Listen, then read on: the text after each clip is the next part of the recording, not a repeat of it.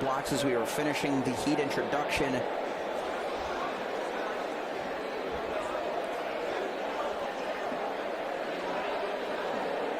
Looks like a green card.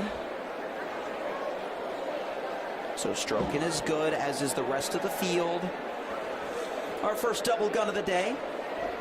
I find it hard to believe it'll be our last, not to jinx our competitors. That's just the nature of the sport. When you come to a national championship, there are nerves to settle.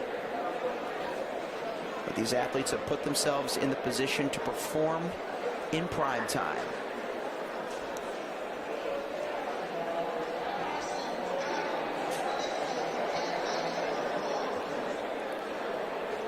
Heat 5 ready to go. Boys, 60-meter hurdles.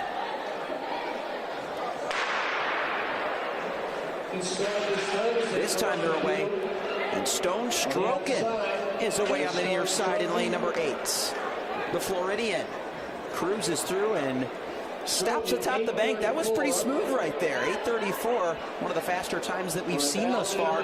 Stone Strokin,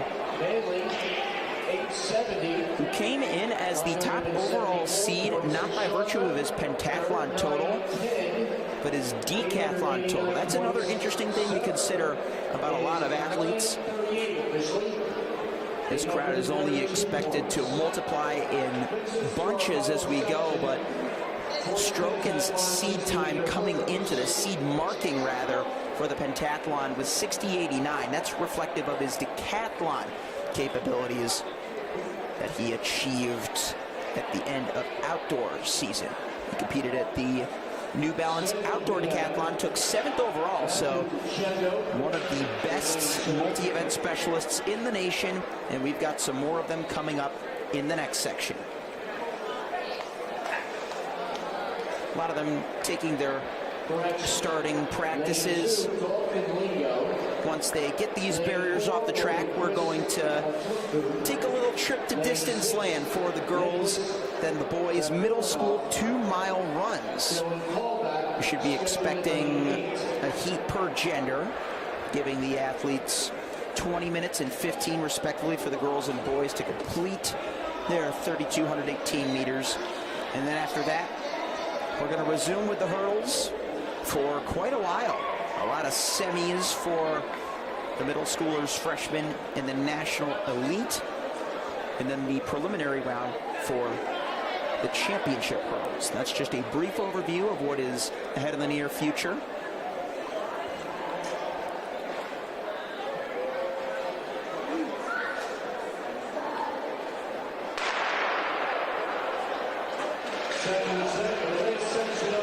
This time they're away.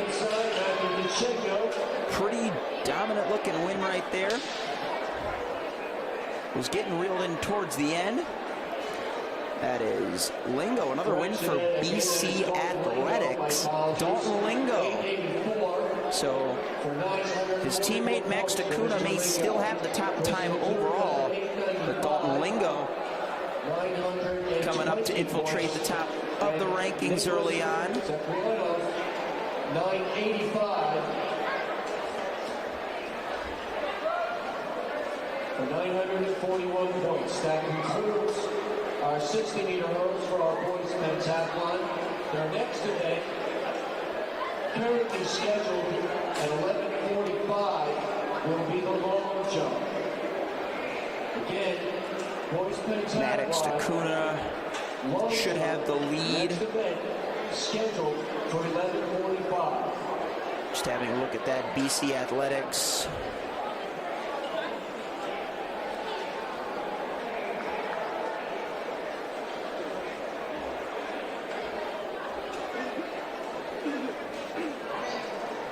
A club based out of Fayetteville, Arkansas. Just one of the many great areas in representation here.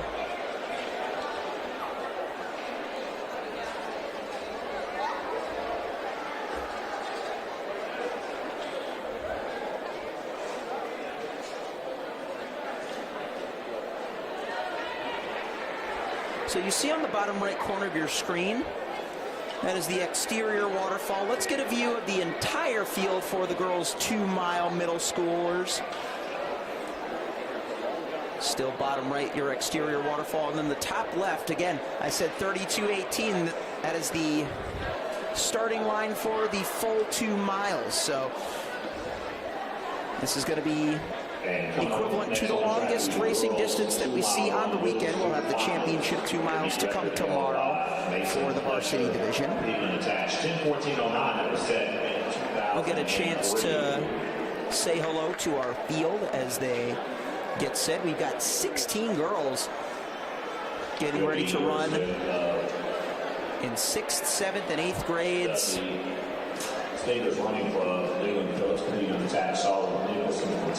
Today is Friday, for many a school day, but for these athletes, it's racing day.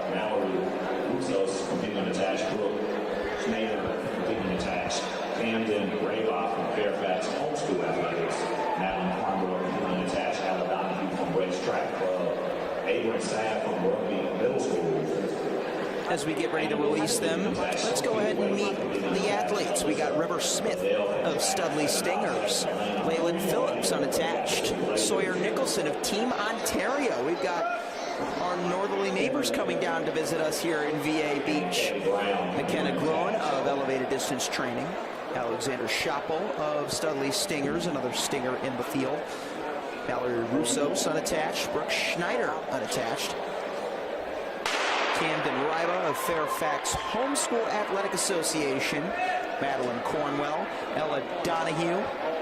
Cornwell's unattached. Donahue of the Reds Track Club. Amberin Saft of Rugby Middle School.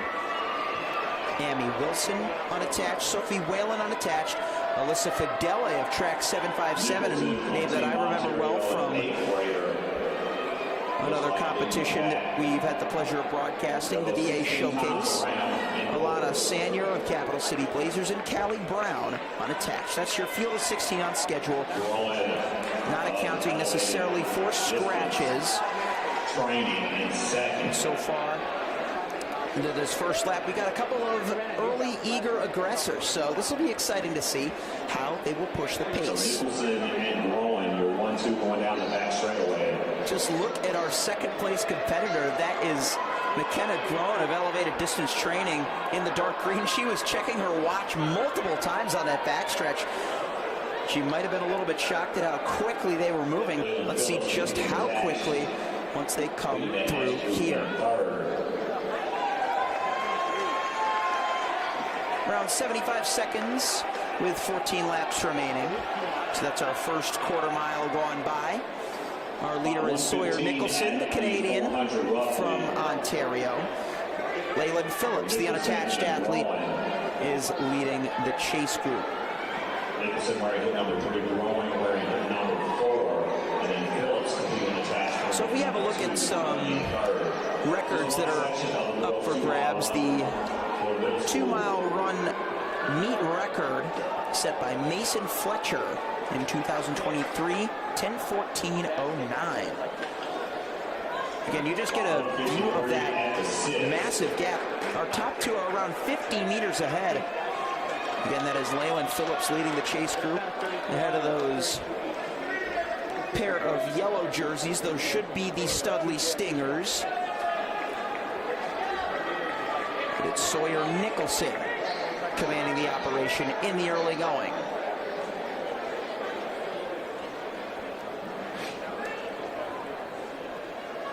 Still Sawyer Nicholson of Team Ontario.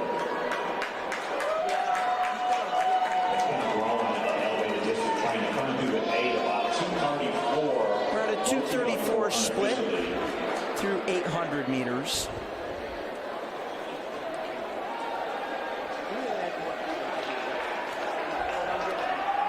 Nicholson has quite the great story. To delve into that a little bit while she continues on the front, leading over McKenna Groen of Elevated Distance Training. Sawyer Nicholson not only competes as a runner, but has been around soccer her whole life. 1,000 meters. She's described as a kid who loves to play and compete. Everyday sports play an active role in her life at school and everywhere she goes. She also competes with the Durham Dragons. She plays soccer with the FC Durham Academy's 2010 Ontario Provincial Development Team. Just a few tidbits about her. And you got to really commend her for flexing her distance chops here. Soccer, one of those alternate sports that a lot of runners will play. It can have a number of different benefits. It could benefit your 400, 800, even shorter, long sprinter, but 354. it could also benefit the longer endurance as well. And we're seeing that in the form of Sawyer Nicholson right here. She has looked completely comfortable out front, but so has McKenna Groen. She's put the watch down since the second lap. And it's been good to see her continue to push this pace. She comes from Chaparral High School out of Parker, Colorado. So again, athletes coming from far and wide, chasing each other into the midway portion of the race. Next time they come by will be their halfway split. Starting to navigate around lap traffic again. This is a championship race, so not necessarily the instance where you're going to see lap traffic be forced to move out of the way. If this were a time trial, maybe a different story. And they are a full lap ahead of this next group. It looks like the Studley Stingers off of camera about 75 meters back have moved ahead of the unattached Leyland Phillips. But let's observe the next split as they come up to the mile mark. 5:14, 5:15 at the halfway, and with 8 even laps to go around 5:17. So just considering that alone, they're making very impressive pace. If they double this up, they'll be in the low to mid 10:30s. And that'd be an impressive time for a varsity high school athlete, not just a middle school athlete. We've, of course, had a number of middle school national records set this season by the 8th grade phenom from Penn Charter, Mackenzie Skelly. From the mile up to the 3K, she has been crushing it. Mackenzie is not with us today, but McKenna Groen, your new leader, and the Canadian Sawyer Nicholson are vying for an Adidas National title, the first of the day on day 1 of 3 of Adidas Track Nationals, year 5 for Virginia Beach. You gotta like Nicholson's composure as she was passed up, but did not allow Groen to seize any momentum from her. She's simply taken a page out of Groen's playbook, as McKenna had sat on the shoulder, right on the rear flank for the entire first half of the race, and now that is exactly what Sawyer Nicholson in white is doing. 6:39 on the clock.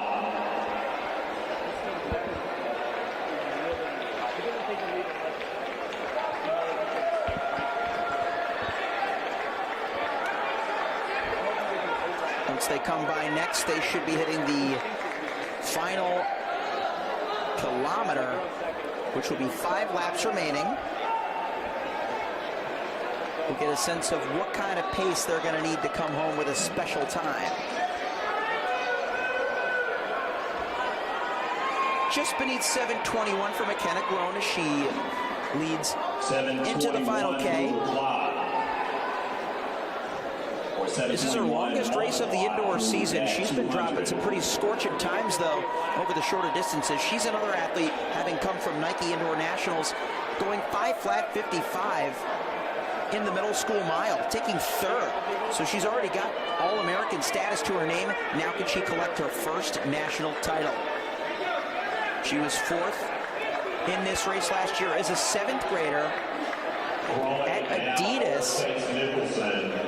So just trying to upgrade any which way she can. McKenna Groen and the multi-talented soccer and track star Sawyer Nicholson.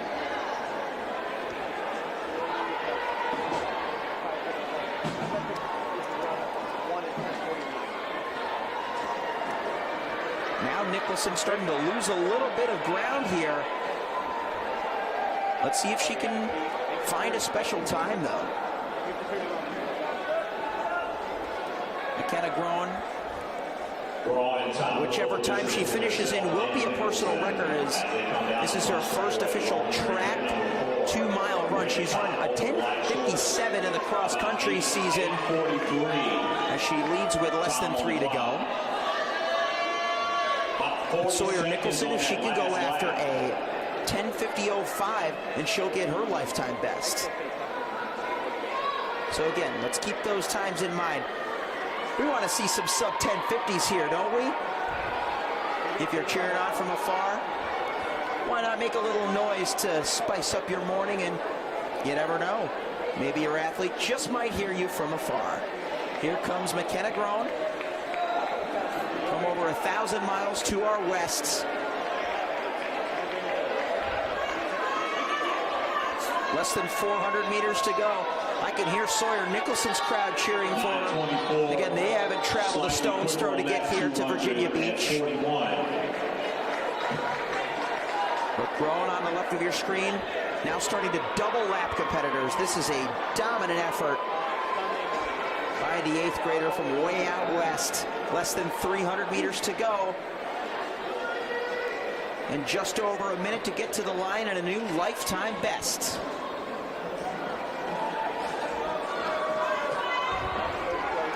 With 2 top 4 finishes under her belt, McKenna Groen wants to become a national champion in the early stages of her career at last. She's been running incredibly fast, nearly breaking 5 minutes in the mile as an 8th grader. And the speed is only continuing for the young stud from CO, McKenna Groen,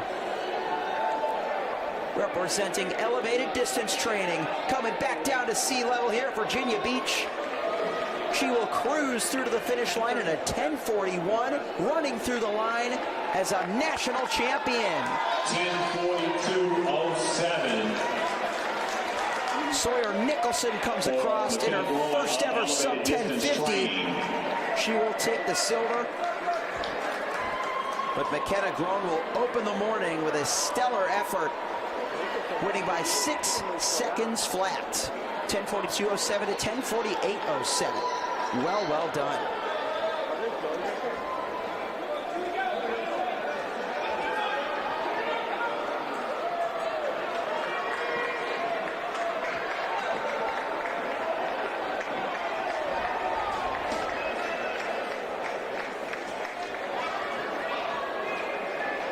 Sawyer Nicholson of Team Ontario will take second, 10:48.07, with Alexandra Chappell of Studley Stingers Running Club taking third, 11:24.34. Smith of Studley Stingers Running Club in at fourth, 11:32.04.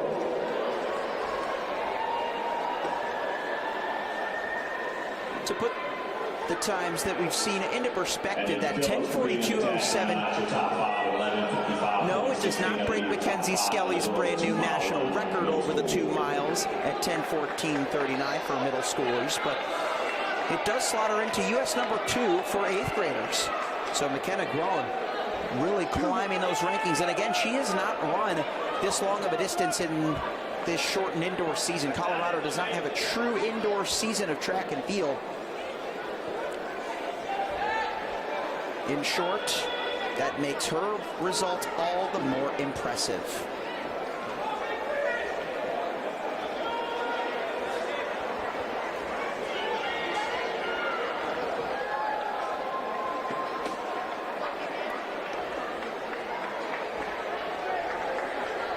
Just a few more athletes left to finish here. There's our latest hip number 11, Amron Saft of Rugby Middle School. I'm seeing just one more athlete out there. Here she comes into frame momentarily, wearing the oh-so-great hip number 8. the amazing Camden Ryba from Fairfax Homeschool Athletic Association.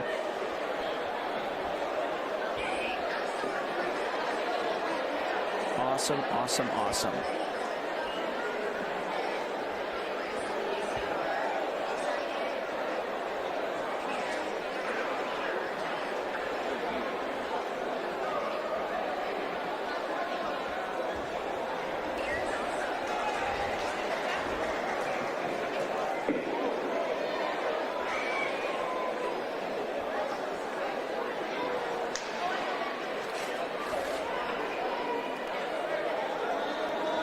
Look at that.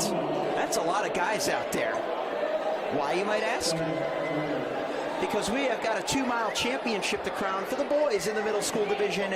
And let me tell you, this championship atmosphere is not easy for these athletes, just with the vast volume of racers. Some of them couldn't even hear the starting commands, and they had to call them back up right. But we are underway on the second go. So all good there. That is a lot of guys out there. Let's go ahead and do our best to introduce them. We've got Joseph Yap of Pan Am Track Club Elite, William Magana, unattached, Derek Locktish from Bullseye Running, Co-Striders, Elliot Salinas, unattached, Zach Creighton of Bullseye Running, Co-Striders, Darius Bell III of Visionary Athletics, Hunter Holtz from Team Ontario. His teammate Sawyer Nicholson just took the runner-up finish in the girls' race.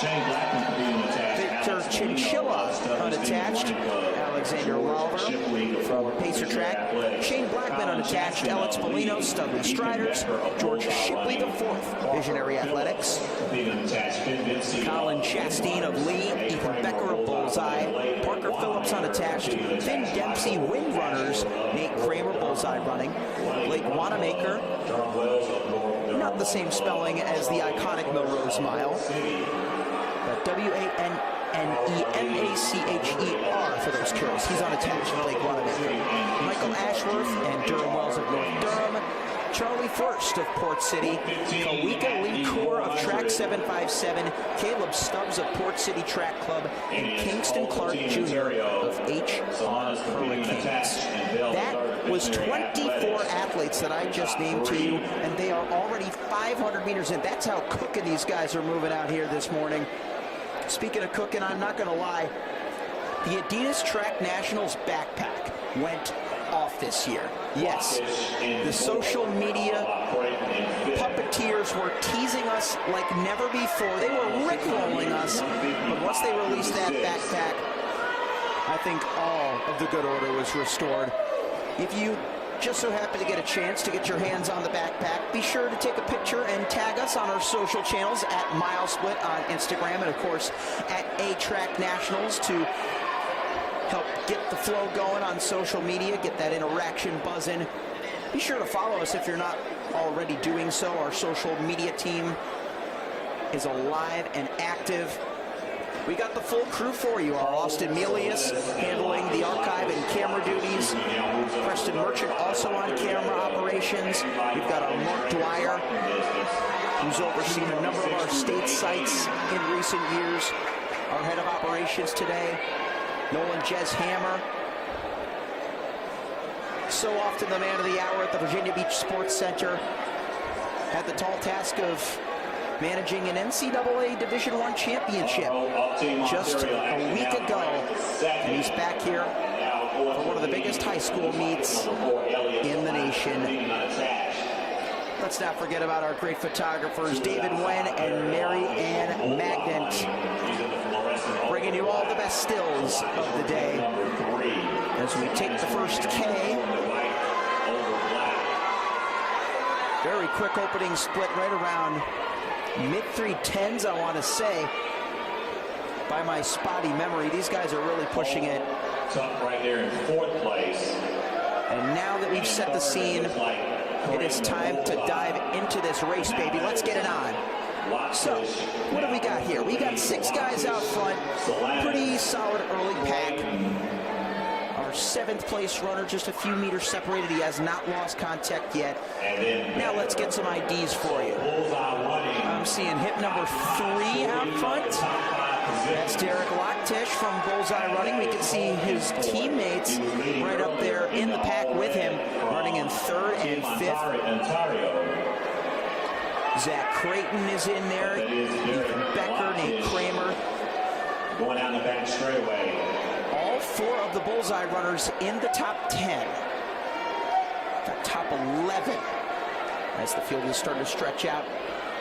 Much more widespread than it was a lap ago. As we come up to our next split, this will be our 9 laps remaining. 1,400-meter split. It's going to be a 4:35 high for Locktish. Sitting there in 3rd.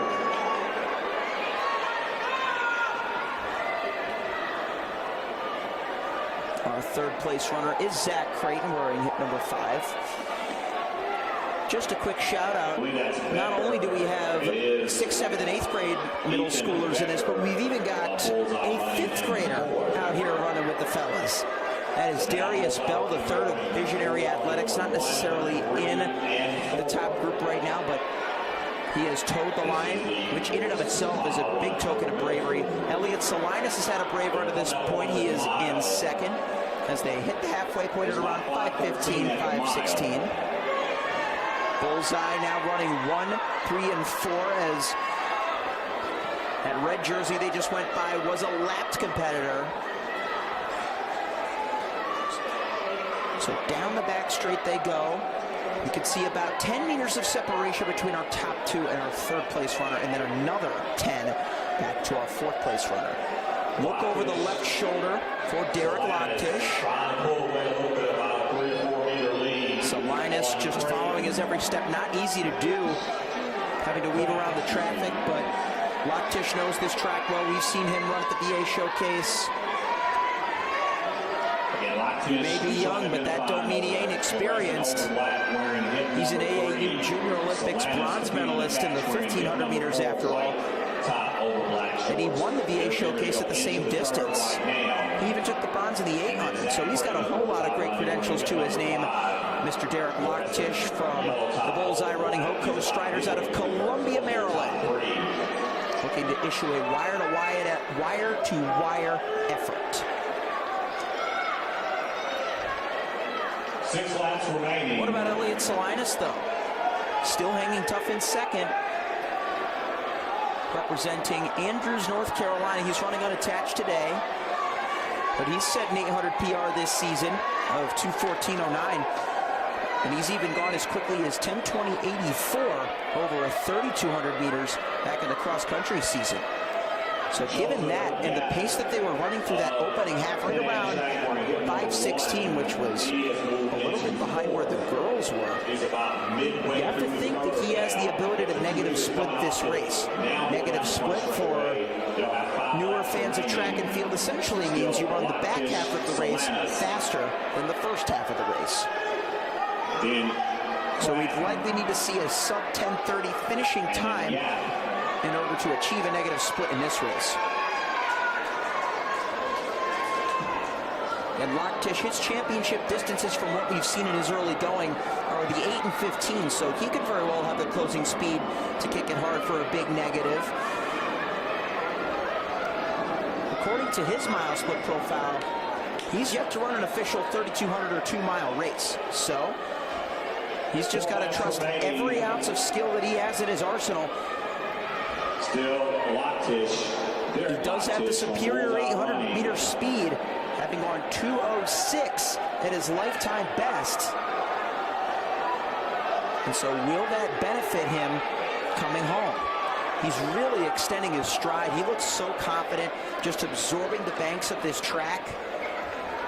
A lot of athletes will talk about letting the bank do the work for them, more so in reference to those supreme distance tracks like Boston University that have seen world records on world records, but that was likely the same effect that allowed Gary Martin just a week ago to anchor the University of Virginia Cavaliers hold a distance medley relay national title in 3:48.12. That's the fastest that a collegiate has ever covered the distance of 1,600 or a mile in any capacity indoors. We know Ethan Strand's gone 3:48.32 raw, which is faster by conversion, but Gary Martin was by all means the hero of day one of NCAA's. Strand got his revenge in the 3K. Such a great budding rivalry. And they were here just a few short years ago at Adidas Track Nationals, where Derek Locktish currently is. Looking to become a national champion in the middle school ranks. He has completely pulled away from Elliot Salinas' only chief opposition throughout the entirety of this race. And with less than 300 meters to go, he is all gas, no brakes. Derek Locktish continuing his onslaught, lapping competitors with just about every other stride. He's on the bell lap with less than 200 meters to go. Salinas now crossing the start-finish line. He'll have one to bell lap. The Bullseye runners really brought numbers to the Virginia Beach Sports Center, and they are showing their very best at the very beginning of this three-day national competition. It's Derek Locktish, who won the VA Showcase just months ago, maintaining such exceptional fitness all season long, with just one straightaway between him and his first national championship title. Derek Locktish.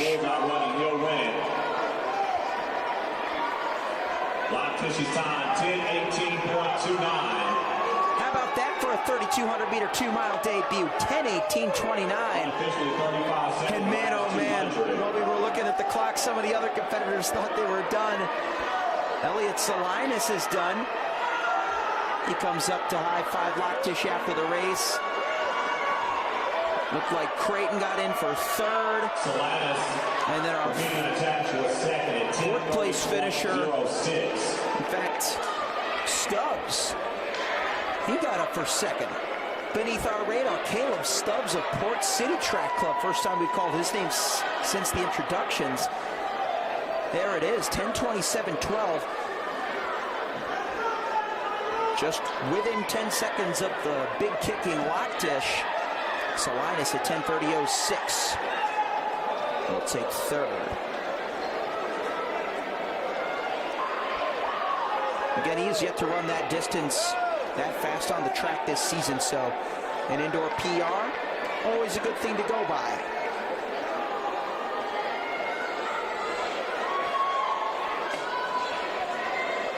A few more finishers coming in.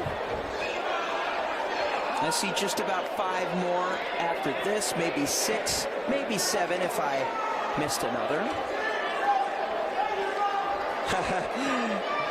Some of them are checking with the lap counters, putting their index fingers up to make sure, yeah, I got one more? Okay, good, just one more. The pain is almost over.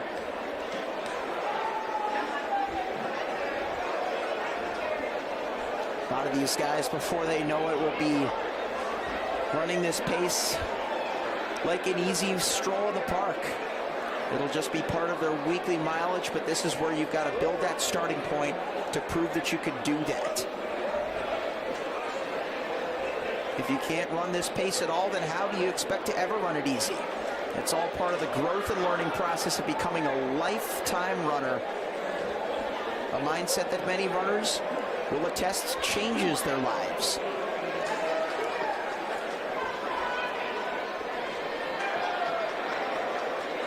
That looked like hit number 21, Charlie Forst, another Port City runner whose teammate Caleb Stubbs got the second place spot. And our final competitor with hip number 20, Durham Wells of North Durham.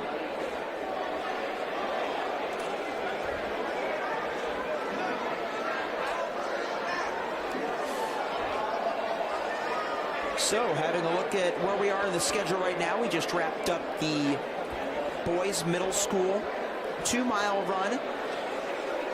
At around 11:50, we are scheduled to go with the next event, which will be the girls middle school semifinals of the 60-meter hurdles. After that, it's going to be the boys for the 60 hurdles semifinals, which will send the top 8 to the finals to take place tomorrow.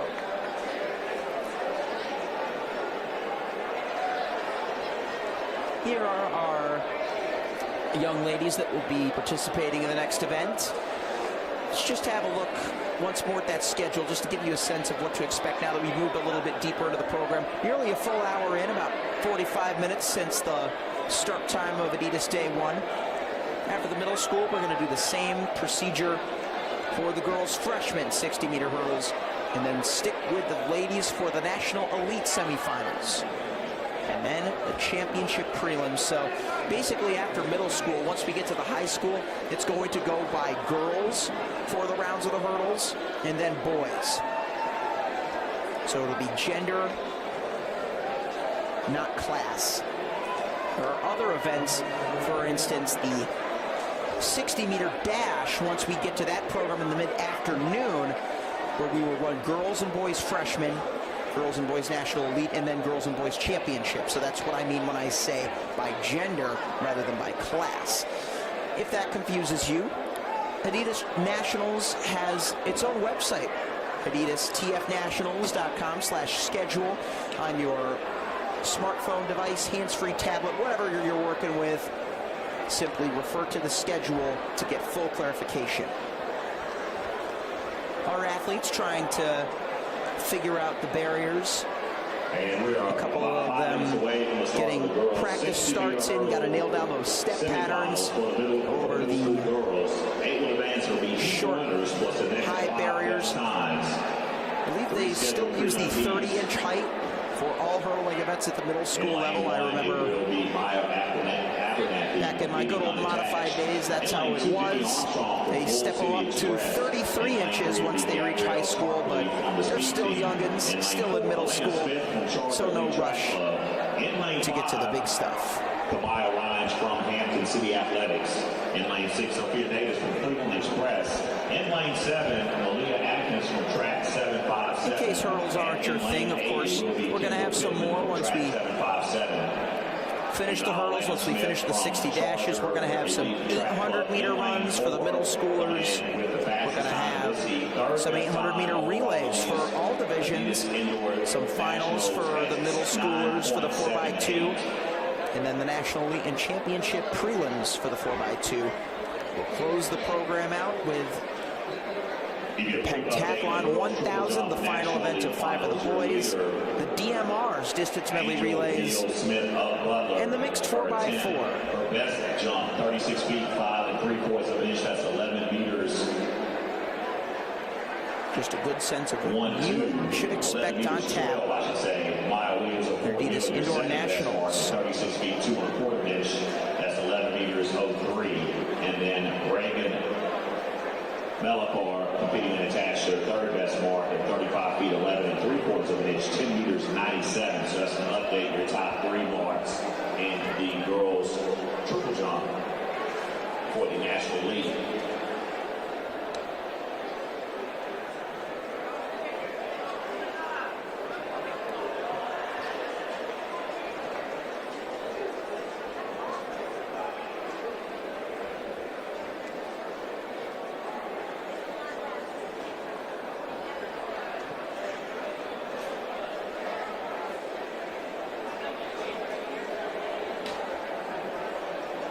Update in the girls' pole vault National Elite seeded finals. Early in the competition, bars at 10 feet 11 3/4 of an inch, 3 meters 35. We'll keep you updated as the bar goes up. So it looks as though the practice starting window has concluded. Let's go ahead and take a moment to introduce the first field that will be competing for spots in the final of the middle school 60-meter hurdles. We will send the winner from each heat, so if you win, you're in the next 5 non-auto qualifiers from these next 3 heats. Heat 1, Maya Abernathy in lane 1, Denny Armstrong in lane 2, Gabrielle Tarpley in 3, Alana Smith in 4, Kamaya Ryans in 5, Sophia Davis in 6, Malia Atkins in 7, and her teammate Kendall Pittman in lane number 8 from track 757. The only unattached athlete in this is Maya Abernathy from lane number 1. Looks as though that lane is vacant, so Armstrong, Bull City Express, Tarpley Speed Team, Smith, Charger Elites, Kamaya Rhines, Hampton City, Sophia Davis, Cleveland Express. Just to give you a sense of the many track clubs in representation. And let's have another look there. It looked like our lane 7 athlete, Malia Atkins, whose teammate Kendall Pittman is also a scratch. She stood up a little bit before the gun.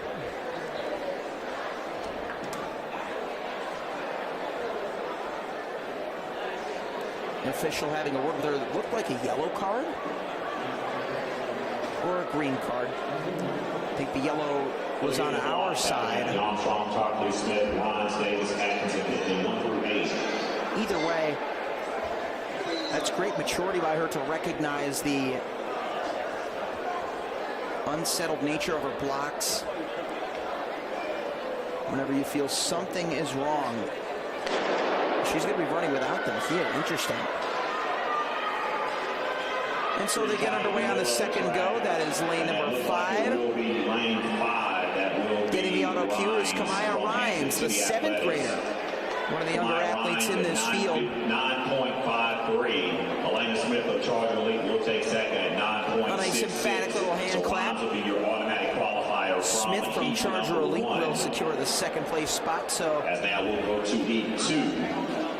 A good tone setter there for Kamaya Rhines. Skyscraper Athletics in lane 1. Mariah Gillespie of track 757. Just look at that gorgeous banner. So welcoming to all the athletes. They've got the merch table just beneath there to the left. Adrenaline Track Club in lane 5. Kelsey Charles of Visionary Athletics will be in lane 6. Jada Simon of Irvington Knights Elite will be in 7. And Alicia Humber of Flying Angels Track and Field will be in lane 8. Keep an eye on Thornton.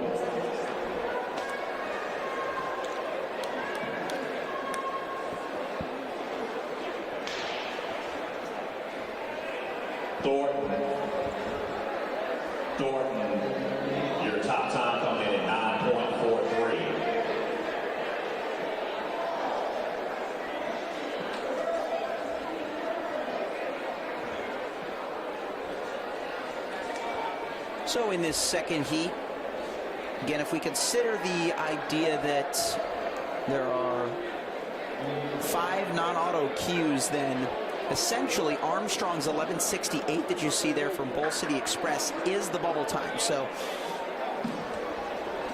let's say if every 2nd place or worse finisher in heats 2 or 3 ran outside of 11:68, then the entire finishing first heat would qualify. Here's heat 2. Heat 2 underway. And we've got an early separator. Aaliyah Thornton from Global Transitions. Global Transitions Academy seems to specialize in hurdle transitions because that was smooth. That was darn near flawless. 9:56, nearly identical to the time that won the first section. Kelsey Charles of Visionary Athletics will take second at 10.5. Winning by over a second, and a photo there for second between Jada Booth and Kelsey Charles. Charles ultimately given the number 2 spot, which could prove crucial if 10:59 is not good enough to make it. As now we move to the final heat, heat 3. As far as 5th and 6th non-auto cues, only one of them will go in, and that always goes to the faster athlete. FAT doesn't lie, Blue Ridge timing doesn't lie. Be sure to follow along on live results. Blue Ridge timing going up live. Adidas Indoor Track Nationals. We've got our entire hub of information for you available on MileSplit.com. Provided to you by our Mark Dwyer.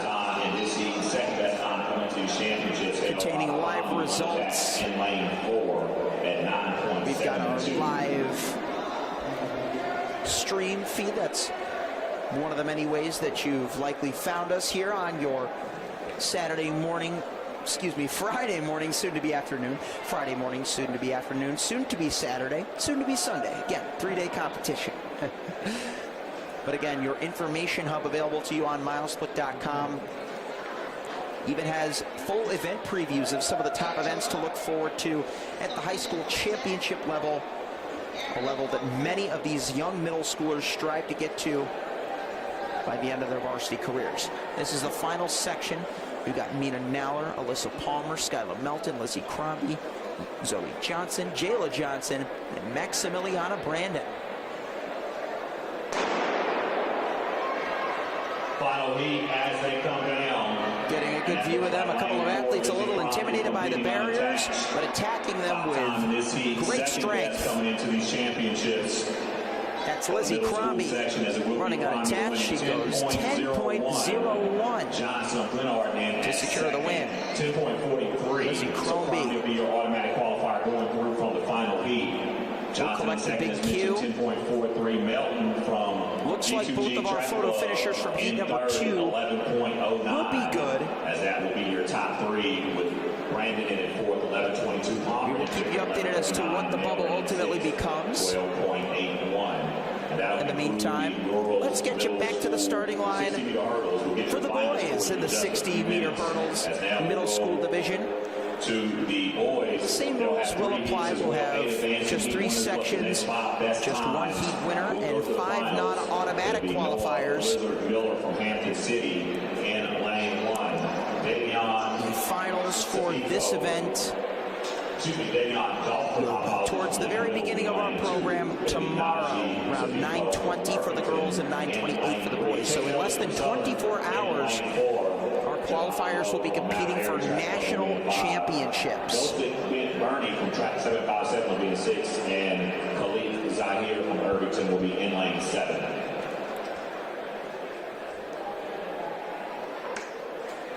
As our fellows are upright, let's get a chance to introduce them one by one. We've got Noah Blizzard Miller of Hampton City Athletics Track in 1. Davion Dulford, that's Davion Dulford, pardon me, from Lincoln Middle School in 2. Najee Sebico of Irvington Knights Elite in 3. Chase Elliott from Southern Sprinters, not to be confused with a NASCAR driver. I would like to see him challenge Chase to a hurdling race, perhaps. That would be a fun little challenge. But Chase Elliott of Southern Sprinters Elite draws lane number 4. For him in that golden kit. Javane Rowe of Mount Airy Track Club takes 5. Diosic Bent Bernie of Track 757 is in 6. And Khalid Zaire, the second of 2 Irvington Knights Elite representatives, will draw lane number 7. Looks like this heat's got a full attendance rating. One thing we love to see. And travel has not exactly been the easiest to get to Adidas Track Nationals. It's been whipping winds in the early stages of spring. We wish everybody a happy new season. We look forward to brighter days and faster times, but again, we're still in that transition phase here on the eastern seaboard, in the great northeast, wherever our athletes are coming from. They're getting another chance to practice their starts a bit.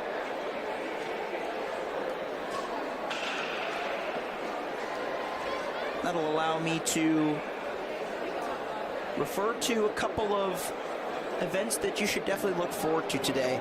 I mentioned the races that'll be happening towards the very end, the championship DMRs and mixed 4x400 meter relays. Those will be the first track relay championships that we will crown.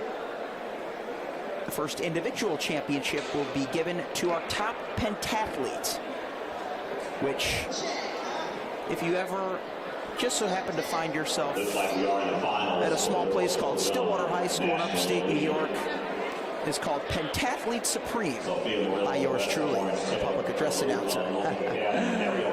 But today I'm talking to you as Carson Gabbaro, the voice of MileSplit and FloTrack.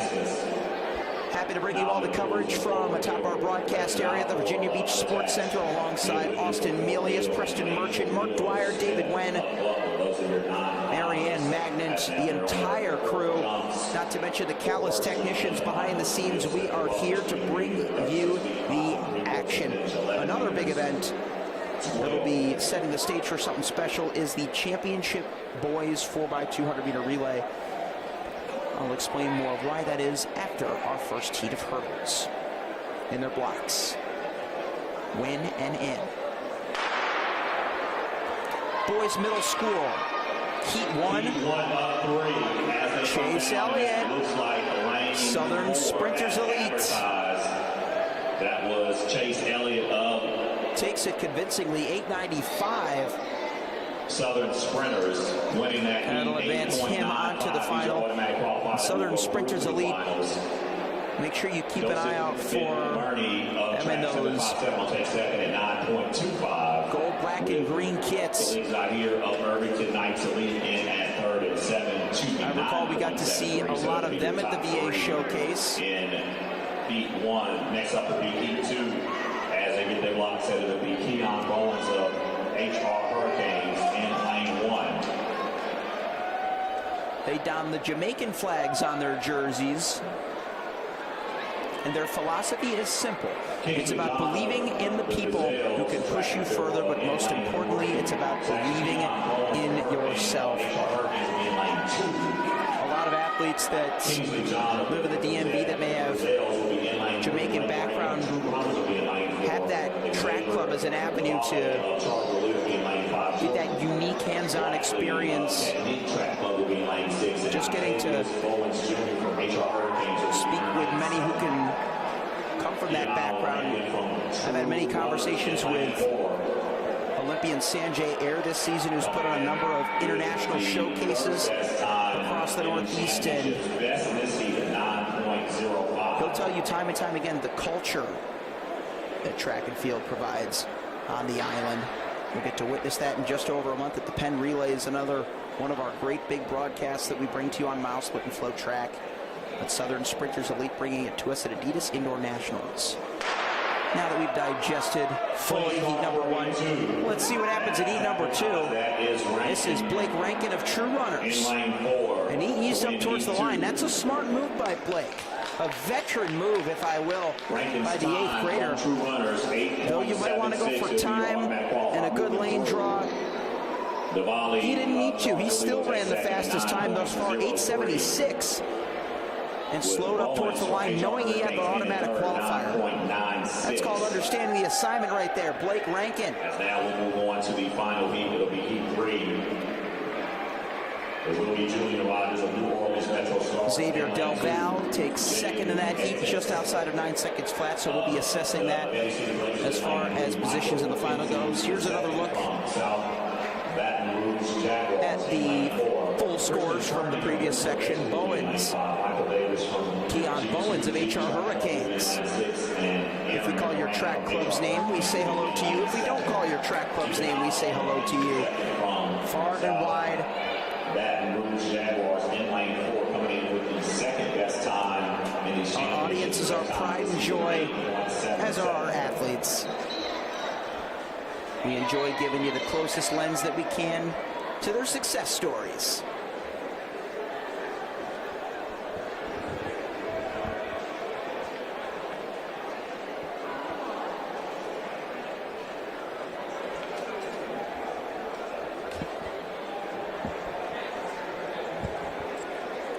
So next up, heat number 3. So this is the final opportunity to make the final. Julian Rogers, Jaden Estes, Michael McKenzie II, Christian Carney, Michael Davis, and Arian Grant. Each representing their own track club, a total of 5 athletes and only 1 auto spot on the line. Look at that snap technique over those medium height barriers. What a run by Jaden Estes, Michael McKenzie II out of lane number 4, 865. Looked like lane number 3 as there was only 1 athlete to his left. That was lane 2. That was the scratch, Julian Rogers.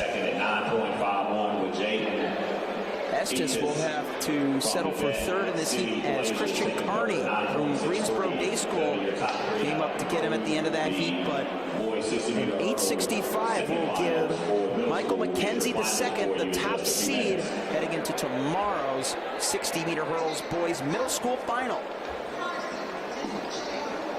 And now we see an empty starting line for a brief moment, allowing us to reassess where we are with the schedule. It's 12:04 Eastern Standard. We're about 6 minutes in between now and the designated start of our next event, the girls' freshman 60-meter hurdles semifinals. As I said, it's going to be all girls from here on the hurdles front before we switch it over to the boys.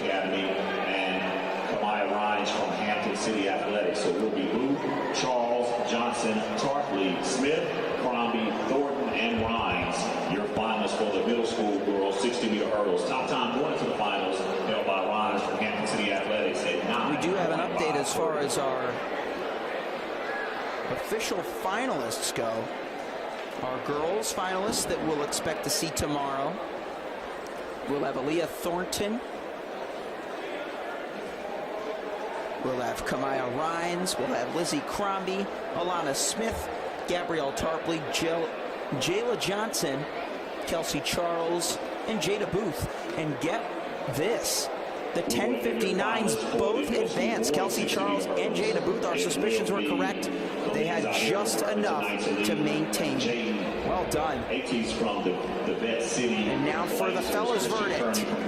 We know about Michael McKenzie II and his scorching fast 8:65. What about his competitors?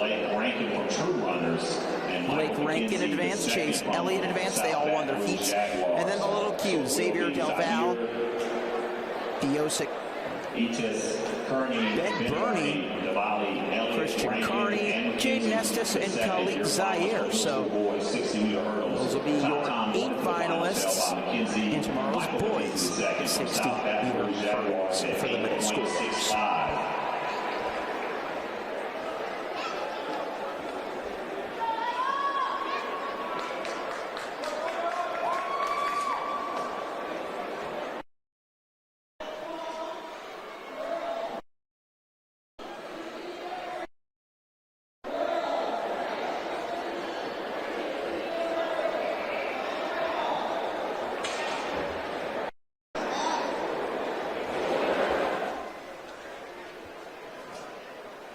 And that time by Michael McKenzie II is a meet record for the middle school at 8.65, breaking the previous record at 8.76. As the girls 60-meter hurdles, freshman girls 60-meter hurdle prelims is up next. Heat 1 of 3, 8 will advance. Heat winners plus the next 5 best times. Gabriella Sataba competing attached in lane 1. Katie Nunn's unattached in lane 2. Elena Braidner from 4-3-4 track and field in lane 3. Sanaja Allen from Falcons Elite in lane 4. Angel Johnson from Train Fast in lane 5. Isaac Shepard from Hidden Valley in lane 6. And Mariana Askew from Corbin Community School in lane 7.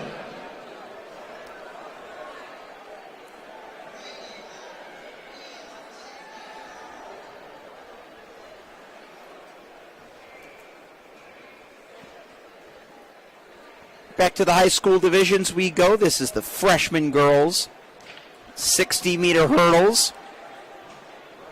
Still rocking with the semifinals. Heat 1 of 3. You all know the rules by now. It is win and in, plus next 5 best times. Let's look at the lane assignments, shall we? We've got lane number 1 going to Gabriella Sataba. She's running unattached. Lane 2 looks to be vacant, so no Kaylee Nunez. Eliana Bradner of 4-3-4 Track and Field Club takes lane number 3. Sanaja Allen of Falcons Elite takes lane number 4. Angel Johnson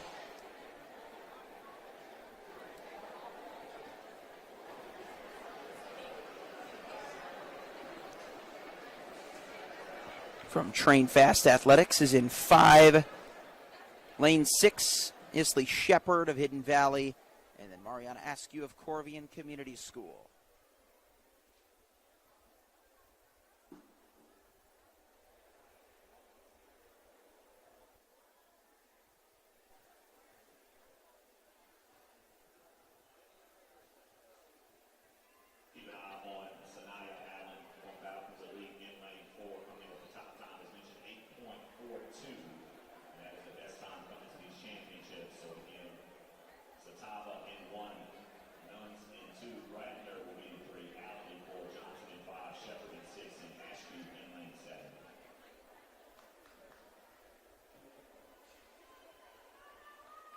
their first command on your mark. Their next will be set. And then the gun.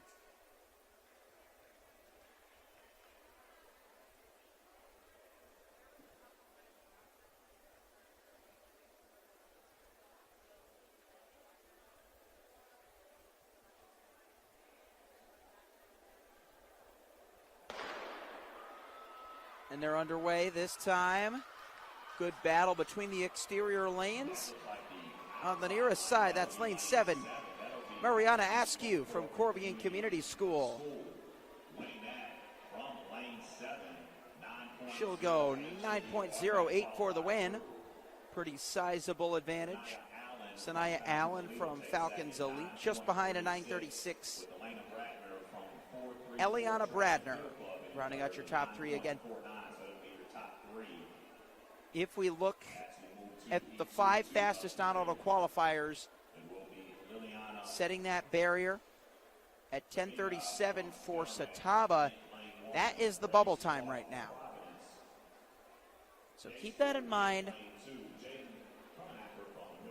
when assessing who does not win their upcoming heat.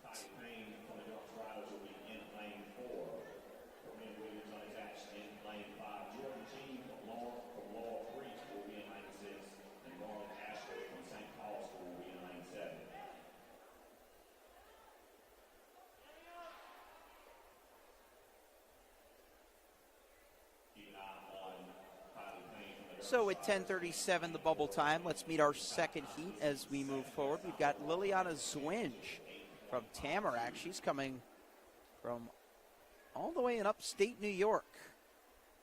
We've got Reese Clark of Providence Day School lining up to her right, and to our left in lane number 2, Jaden Krumanacker from Milwaukee Mustangs, coming from all the way up in Wisconsin.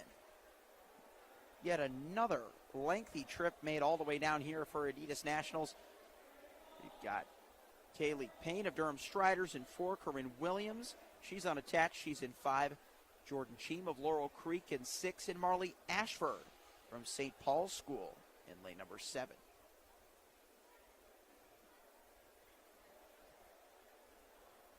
Still taking their practice starts, so still plenty of time for us to catch our breaths in between sections. And though the championship atmosphere for a lot of these athletes can be nerve-wracking, at the same time, a lot of athletes that run at invitationals may more so be used to back-to-back rapid-fire type of heats rather than getting extra time to compose yourself in your prelim. So that's definitely a game changer for a lot of these athletes. How will it affect them and how will they respond? We're about to find out in heat number 2. Again, Zawinge, Clark, Krumanacker, Payne, Williams, Cheem, and Ashford in lanes 1 through 7.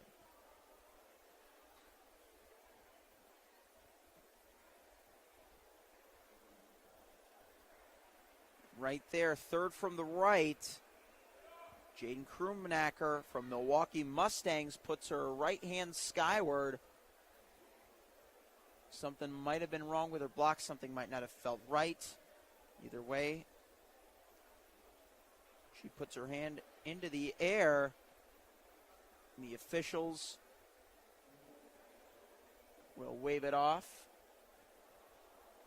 Dominga, Clark, Krumanacker, Payne, Williams, Cheem, and Ashford 1 through 7.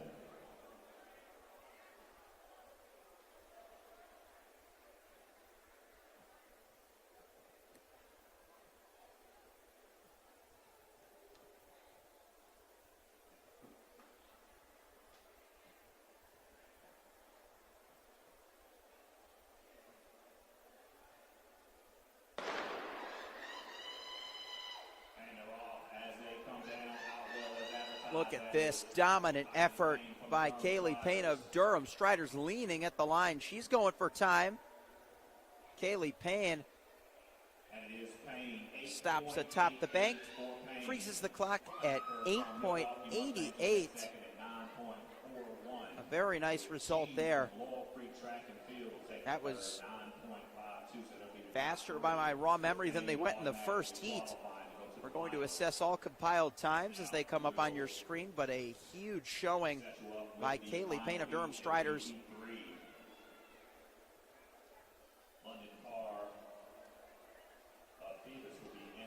Coming from the home of the Duke Blue Devils. They've got a couple of solid hurdlers, and I'm sure in a few years they would love to have this one as well. But for the 60-meter hurdles, that's exceptional right there. 888. She's gone 851 for perspective this season over the 55-meter hurdles. And by conversion, that is much faster.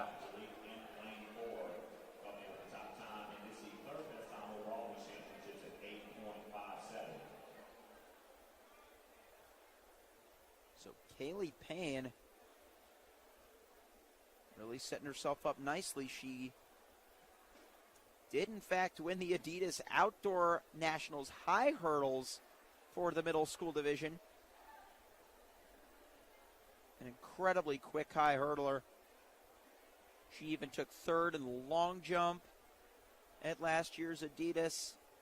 Back in the outdoor season, she's run as quickly as 14:28 windy and even won a USATF National Junior Olympic Championship in 2023. So she's got extensive history when it comes to hurdling at the championship level, long jumping, even intermediate hurdling. Is the same year she won the USATF National Junior Olympic Championships in 2023. She took second in the 200-meter hurdles. A number of notable top three finishes throughout her early database. Kaylee Payne, the athlete we just got to see win heat number 2. Now on to heat number 3. London Carr, Amelia Coles, Yanam Ayin, Christina Scott Ramos, Tyona White, Caitlin Lindo, and Kaya Charles. This one is a lot more contentious. Only one auto cue, and it will go to lane number 6. That is Caitlin Lindo of Elite Track and Field Training. 9:25 for Caitlin Lindo. Christina Scott Ramos of Falcons Elite will take second at 9.54, with Kaya Charles from Visionary Athletics taking third. Less than 3/10. That's pretty close in comparison to what we've been seeing. Elite Track and Field Training based in Fort Mill, North Carolina. So back-to-back wins by Carolinian representatives. And now for our next group. Last time we did this, we were switching genders. This time, we are sticking with the girls. It will be the National Elite semifinals. On the track with the girls 60-meter hurdles, National Elite, top 8 advanced by time.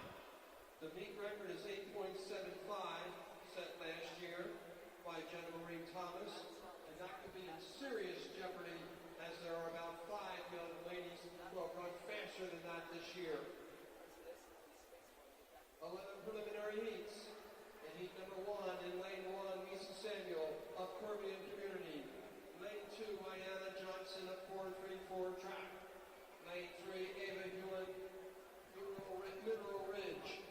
Lane 4, Familola Ayuku of Springbrook, Maryland. She was 6th in the Maryland regional meet. Lane 5, Kylan Harrelson, Viking running. Lane 6, Amira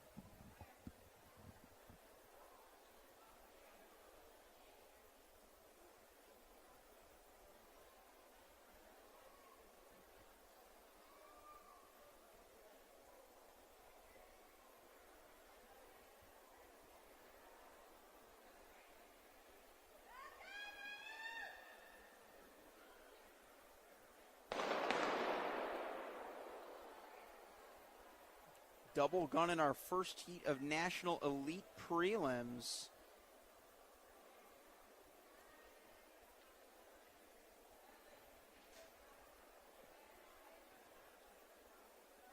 We're going to have a lot of these heats coming up, 11 in total, so no more automatic qualifiers.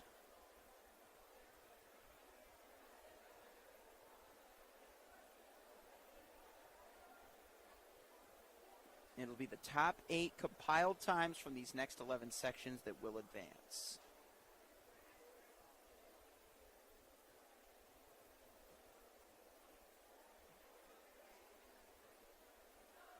In this first section, we've got Misa Samuel from Corvian Community School, Ayana Johnson of 434 Track and Field Club, Ava Hewlett of Mineral Ridge, Fomalola Ayoku of Springbrook, Kylan Harrelson of Viking Running Club, Amira Turner of Central Dauphin East, Lene Codlin of #V-Elite TC, Isabella Andrew of Metro Lina Christian Academy in lanes 1 through 8.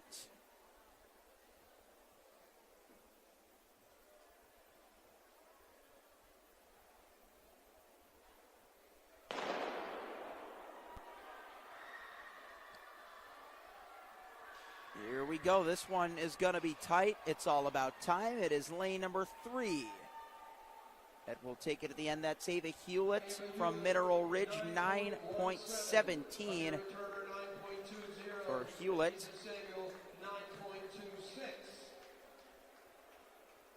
Winning that by just 900ths of a second, a very close second place picked up in that section. 9.20, in fact, just 300ths of a second. So the top 3 athletes all within a margin of a 10th of a second of one another. That was tight. We got Amira Turner of Central Dauphin East in second, and then in third, that was Misa Samuel out of lane number 1. So just keeping that in mind for the overall standings. Technically, all 8 athletes can qualify, but this bubble time is going to be adjusting with each and every heat that's to come. 12-12 is what it currently stands as. Section number 2. In lane 1, Trinity Jordan of Rams Elite Track Club. In lane number 2, Mackenzie Hutchison from Laurel Creek. In 3, Andrea Vosloo from Top Speed Track Club. In lane 4, Olivia Larkins of Peninsula Elite Track Club. Lane 5, London Simons of Lions TC. Lane 6, Soraya Burnett, running unattached. Lane 7, Lily Laurer of Ohio Speed Academy Track and Field Club. And then Maya Gavin from the Hive Track Club takes lane number 8.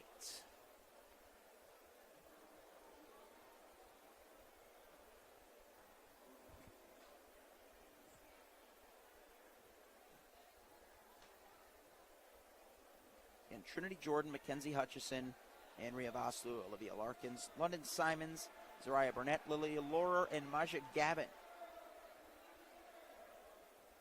Heat 2 of 11. Girls 60-meter hurdles National Elite semifinals.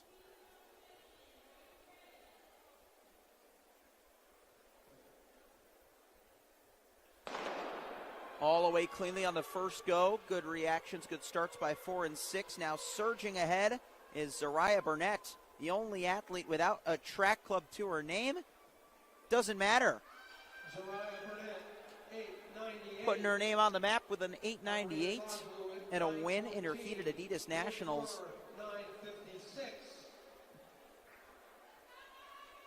Check this out. She's got a little pep in her step coming off the track. And looking at some of those other times, we had some very low 9s. I saw a 9:14. The top 2 in this second heat both went quicker than the first heat. Shout out to Andrea Vosloo. Andrea Vosloo, Top Speed Track Club, or that second place finish. Lily Laurer of Ohio Speed in third.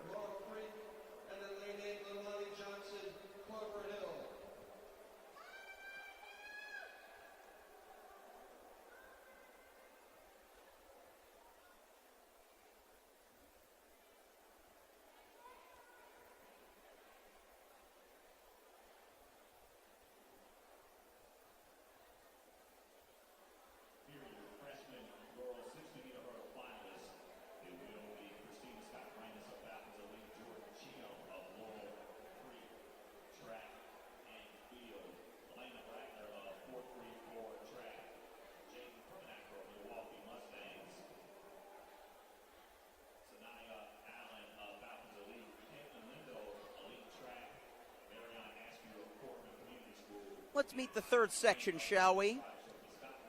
Again, if you joined us during the middle school and freshman divisions, you're likely used to the big Q. That does not apply here. You've got Talia Figaro of St. Stephen's and St. Agnes, Mackenzie Cunningham of Courageous, Alana Bracey of Grand Rapids Fire, Gabriella Jantz of Damascus, Eudoro Davis of hashtag The Elite, and Hannah Schmidhuber from Laurel Creek. That's lane number 3. That is Alana Bracey. Elena Bracey, 9:28. Mackenzie Cunningham, Stellar run there for the young lady from Grand Rapids Fire.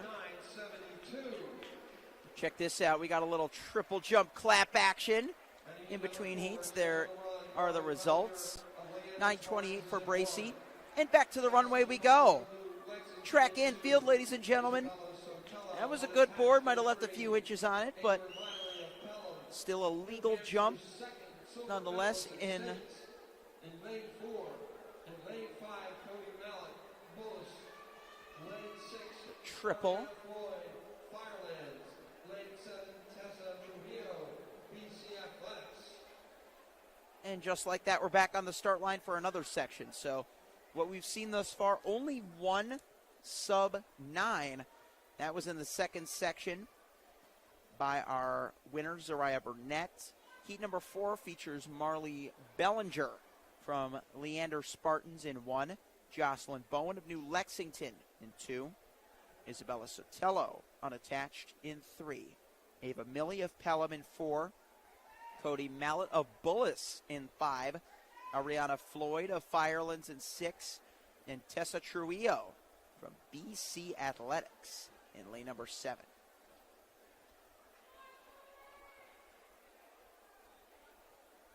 Again, as we saw, one of our first champions, winners of the day, not necessarily a champion just yet, but we had a couple of heat wins by the BC Athletics fellas.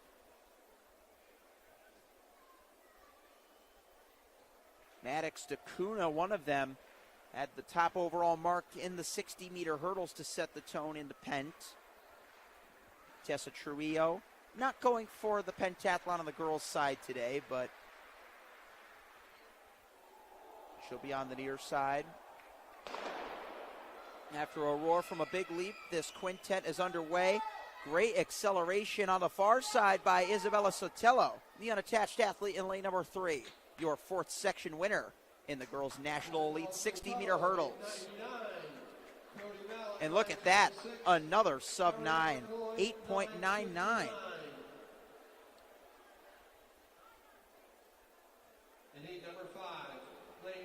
Sotelo, just a sophomore from Eastern Hancock High School out of Charlottesville, Indiana. Just a 10th off of her personal best from the Pike 2025 Individual Championships of 889. She's given herself a chance to attack that in the final if she can hold on for a top 8 spot.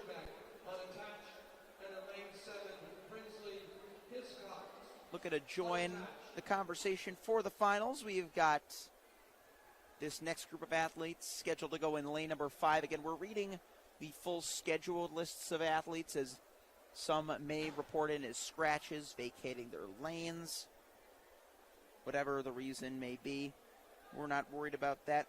We're simply here to give everybody the credit who made the trip and qualified for the biggest national championship this time of year. In lane number 1, heat number 5, Addison Buckley, running unattached. Lane number 2, Simone Ellis of War TC. Lane 6, Sydney Tubbins. Lane 3, Sydney Tubbins of Spartan Chosen. Lane 4, Anesti Trollinger from Durham Striders. Lane 5, Layla Jones running unattached. In lane 6, Sydney Schoenbeck running unattached, and Brinsley Hiscox with yet another unattached affiliation in lane 7. And they're called to a quick stand-up. So they're going to go again. An interesting note about a lot of the seed times concerning our athletes coming in. not all athletes, like we saw with our previous heat winner, Isabella Sotelo from Indiana, have legitimate 60-meter hurdles times on their database. Some states only run 55-meter hurdles. I know that's the way it is at the championship level for states like New York, New Jersey, even right here in Virginia. It's the 55-meter hurdles that's contested at the state championship level. And so oftentimes what coaches will do is enter the 55 hurdles time and hope that it qualifies their athlete for nationals based on the conversion to the 60-meter standard.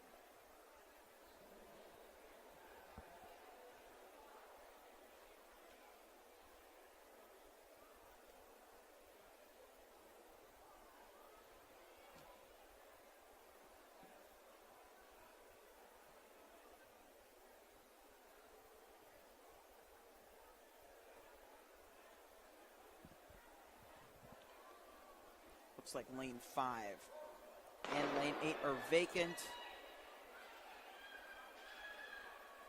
Leaving it up to these 6 to go for time. And separating. Taking a comfortable victory. An SD Trollinger.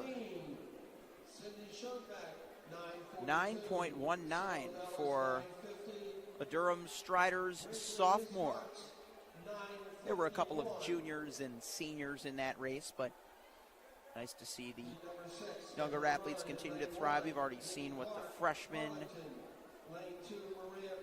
what the middle schoolers have done. Sophomores are here to play as well. Our meet officials will send them down those steps so that they can get them in and off the track in an orderly fashion. You look anywhere in this Virginia Beach Sports Center and you will see white backpacks galore. Again, I'm going to throw out another call to all of our social media aficionados. If you have happened to get your hands on the Adidas Track Nationals backpack, go ahead and snap a quick flick on Instagram, post it on your story, tag us at MileSplit and at A-Track Nationals. And you may just have your photo with your legendary Adidas Track Nationals backpack reposted by us. At MileSplit, at A-Track Nationals. Get your backpacks, get your cameras, get them angles. Show us what you got. That's one of the great things about the national championships these days. It's not just about who can perform at their best, but it's really become a show for a lot of athletes to put on and show off the merch that they come away with. Hardware is not the only thing to be gained. You can come away with personal bests independent of that. And even if you come away with neither, there is still the heralded backpack. Not to mention t-shirts and all the other great festivities. Adidas Nationals, no place quite like it. Heat 6 of 11 National Elite Girls 60-meter hurdles is underway.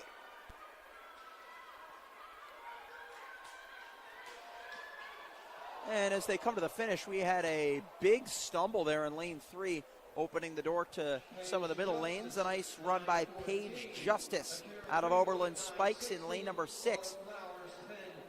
9:14. She's still got a big smile on her face. Look at that, Paige. What a great effort there, winning by nearly a half a second over Akira Greenwood. Lane 1, Brooke Jeffers unattached. Lane 2, Jayla Benjamin, 4.34 track. Justice Lane 3, should be in the top 4 at the very least Lane 4, as far as times heading forward into the next section as we pivot back to the starting line for heat number 7. track 7.57. And in lane 7, Kayla These national elite hurdling prelims expected to take us up to around 12:50, where we will then introduce the championship contestants who will be running the first of their 3 rounds. Again, that is one of the big differences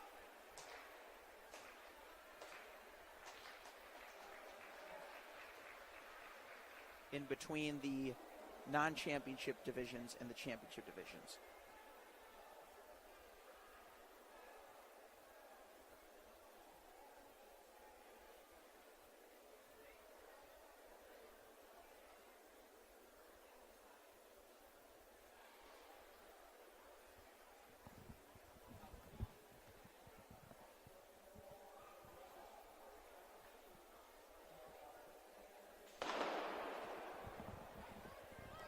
This is section number 7. Again, you've got to go for time if you want to make that final. That looked like a lane 4 victory, and it was. Camille McGregor, 9.16. A little bit closer on the margin there.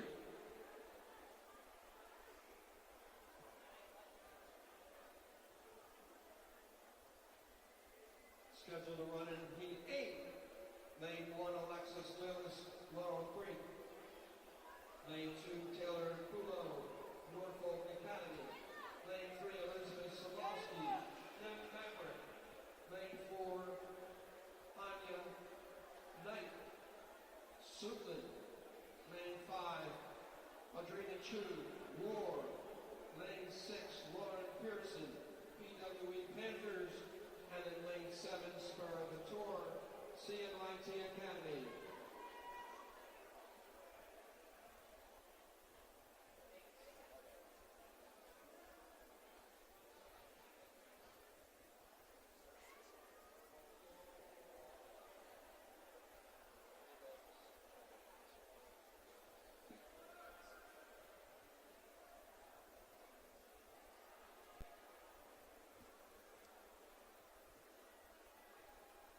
So just 8, 9, 10, 11, 4 heats to go for the girls in the 60-meter hurdles National Elite Division. We've got Alexis Lelis of Laurel Creek in 1, Taylor Kulo of Norfolk Academy in 2, Elizabeth Sabalski from Maverick Track Club in 3, and Ira Knight from Suitland Running Rams in lane number 4, Audrina Chu of War Track Club in 5, Lauren Pearson of PWC Panthers in 6, and Spera Vitor from CMIT Academy on schedule to appear in lane number 7.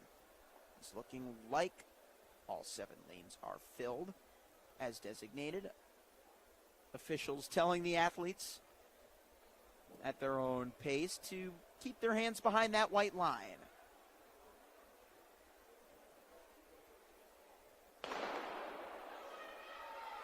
And they're away cleanly on the first go.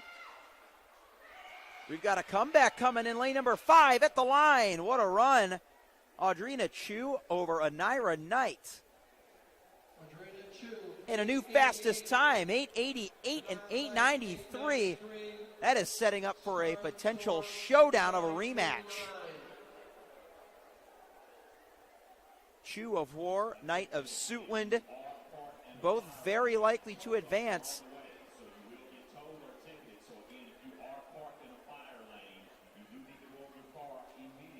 Getting a look at the rest of the times there, but just considering what those two threw down, I'd like to think we got more of that in store. It was Chu who had to come from behind. Knight got the better start. If Knight can hold on and just iron out those last couple of hurdles, then the National Elite Championship could be hers if we have a replay of yesterday in terms of those two. Let's not forget that we've still got some opportunities to beat those times and draw the center lanes. The way they seed these heats for those who are unfamiliar is 4, 5, 3, 6, 2, 7, 1, 8, based on the order of qualifiers on time. So if you qualify with the fastest time, you will get lane 4, which has often proved to be a significant factor. Who will factor in heat number 9? We've got Patricia Zwolinski from Laurel Creek in 1. Patricia on the far side. We've got Bailey Bettina of Lee in 2. Lily Perez of Terrier Running Club in 3. Jenna Del Vecchio of EOSAA is in lane number 6. That is the full field of 4, and they are underway. Got to catch up with them. Here they come. Del Vecchio the junior from EOSAA. 957. 9.57 for Jenna. 978. Lily Perez, 986. EOSAA coming out of Toronto, but not Ontario. Toronto, Ohio. She's run as quickly as 9:34 this season at a Youngstown State Invitational back in January. So continuing in that mid-nines range just goes to show her season-long consistency. Well done, Jenna Del Vecchio, your Heat 9 winner. Number 10.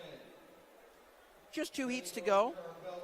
Let's have a chance to refresh our live results to get a sense, if possible, who is in qualifying position. So right now it doesn't look like we have any official confirmation on that just yet.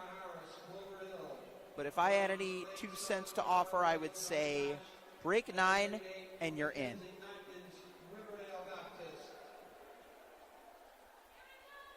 Let's look at our next section. I'm seeing lanes 1, 2, 3. 4 looks to be vacant, or does it?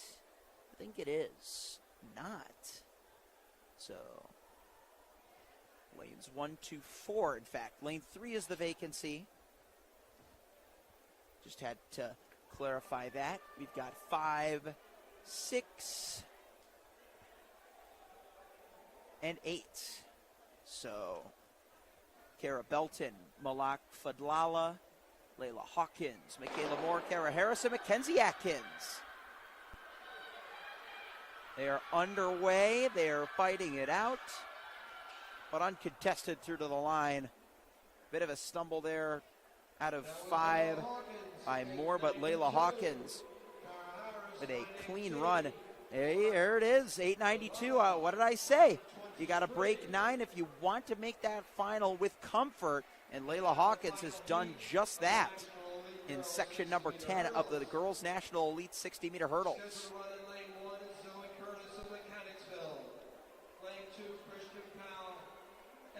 Our final group of starters getting set in their blocks with a chance to practice and iron out their starting techniques.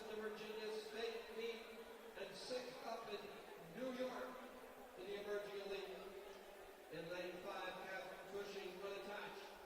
Lane 6, Taylor Walker, Western Branch. And in lane 7, Samantha Arnold of Laurel Creek.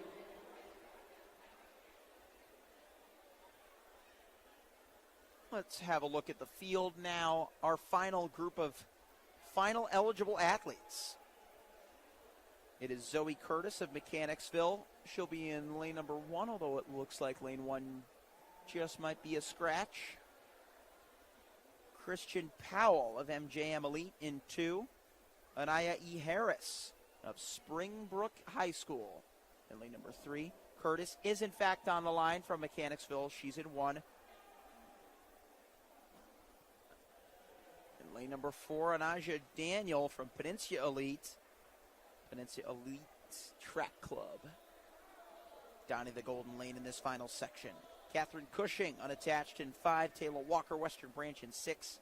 And Samantha Arnold from Laurel Creek Track and Field Club is on the outside in 7.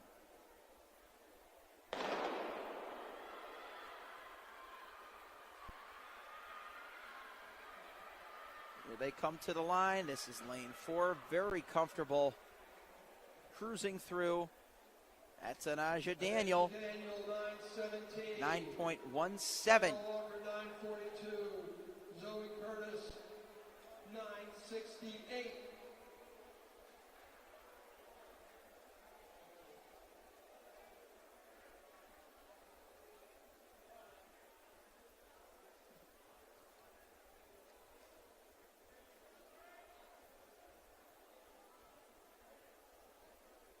Peninsula Elite Track Club from nearby Newport News.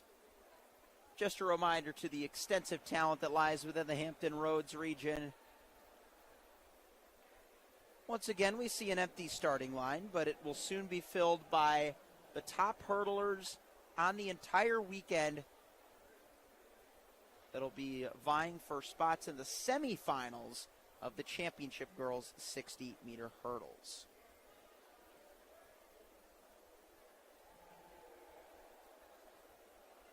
Next event on the track, the trials of the girls 60-meter hurdles championship.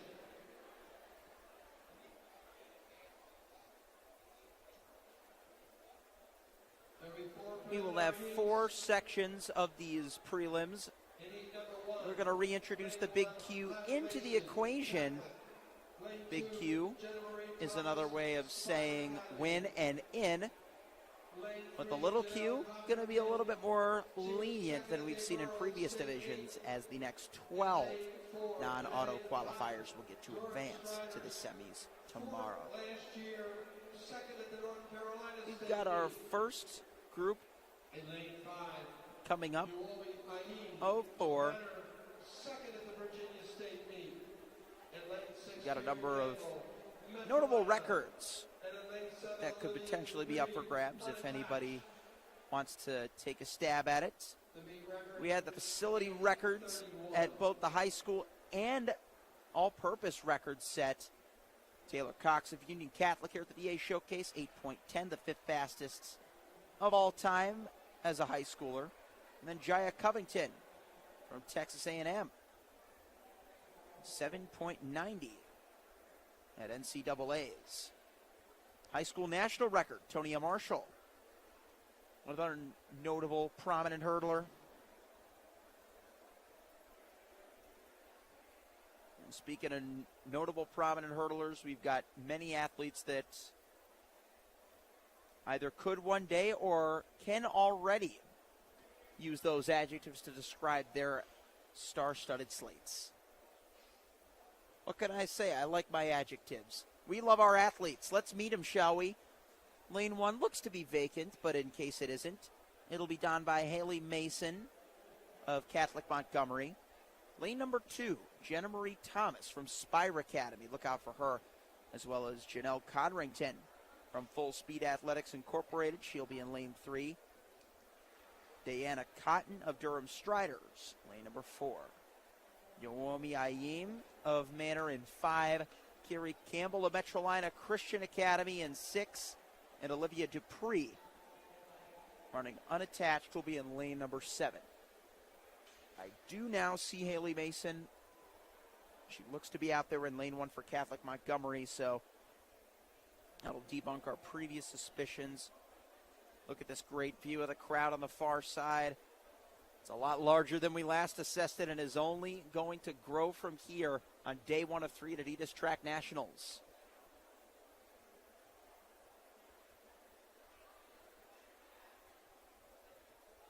The amount of different banners that this venue has seen this season.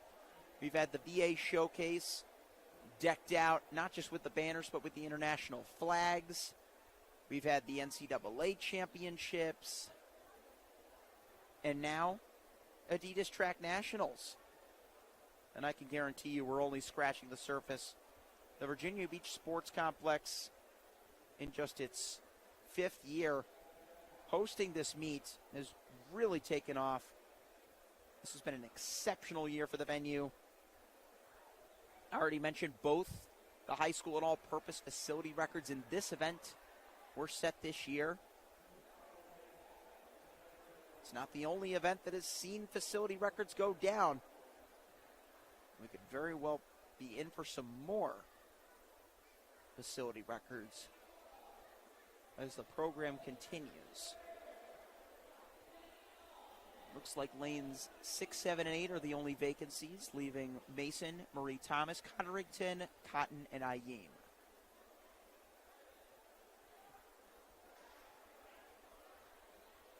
I saw some early movement down there in lane number 4, I want to say. Diana Cotton of Durham Striders.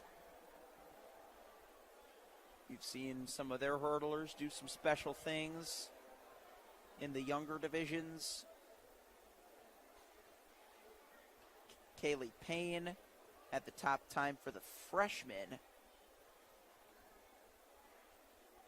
But right now, we've got a conversation happening here. Looks like it was lane 3, not lane number 4. Janelle Codrington given a second chance. Almost a checkerboard style when we consider their grades. We've got the seniors in lanes 1, 3, and 5, and the juniors in lanes 2 and 4. Once again, Mason, Marie Thomas, Codrington, Cotton, and Ayim. And once again, another stand-up call.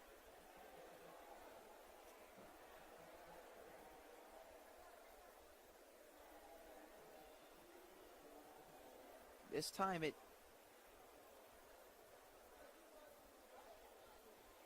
looks as though they're going to have a lengthier conversation here. Off to the right of your screen.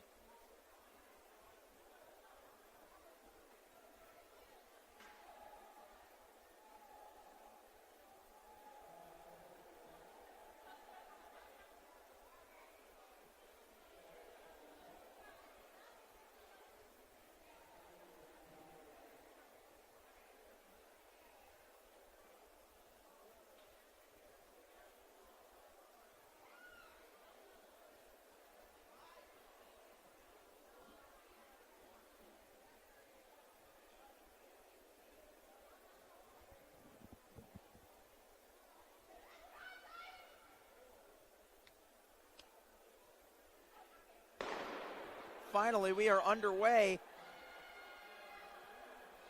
in the first championship prelim, and a fall, unfortunately, in lane number 5, allowing a runaway victory, an auto qualifier for Deanna Cotton of Durham Striders. 8.66. She loves that time. There it is. Jenna Marie Thomas as well, 8.75, a near PR for her.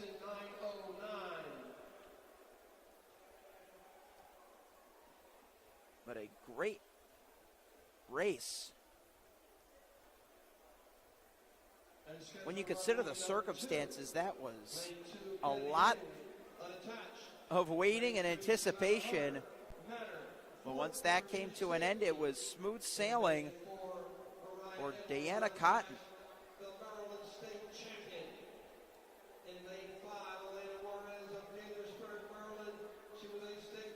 Deanna Cotton, in addition to her hurdling abilities, can also high jump. She can triple jump. She was second at her state meet in North Carolina. She won the state meet in the high jump and long jump. So, not to mention the triple as well. So, goodness gracious, we've got an incredibly all-around talented athlete that'll be rejoining us for the finals, potentially if she can navigate the semis well. 8.66 is the time that she's set out to beat. And comparing that to what she's done over 60-meter hurdles, well, we'll call that about 17 hundredths of an improvement. Had to double-check my math there. She came down from 883, so a PR, the prelims, that's a great sign of things to come. Let's move on. Heat number 2. Getting a view of them here. Lane 1 does look to be vacant. We look to have multiple vacancies in this section. I'm seeing just 4 athletes descend into their starting positions in lanes 2, 5, 6, and 7. They are Kennedy Hayward, unattached, Elena Juarez of Gaithersburg Elite, Kendall Thompson of Brook Lane Striders, and Tiara Jenkins of Track 757. And they're underway. Again, only one can qualify automatically. Surging ahead, Elena Juarez getting roared by her crowd. Can she get there to the line? Yes. Elena Juarez, 889. It was close, but FAT confirms a 500th victory in the opening prelim. First of potentially 3 rounds for our winner out of heat number 2, Elena Juarez. Kendall Thompson of Brook Lane Striders came on very strong at the end.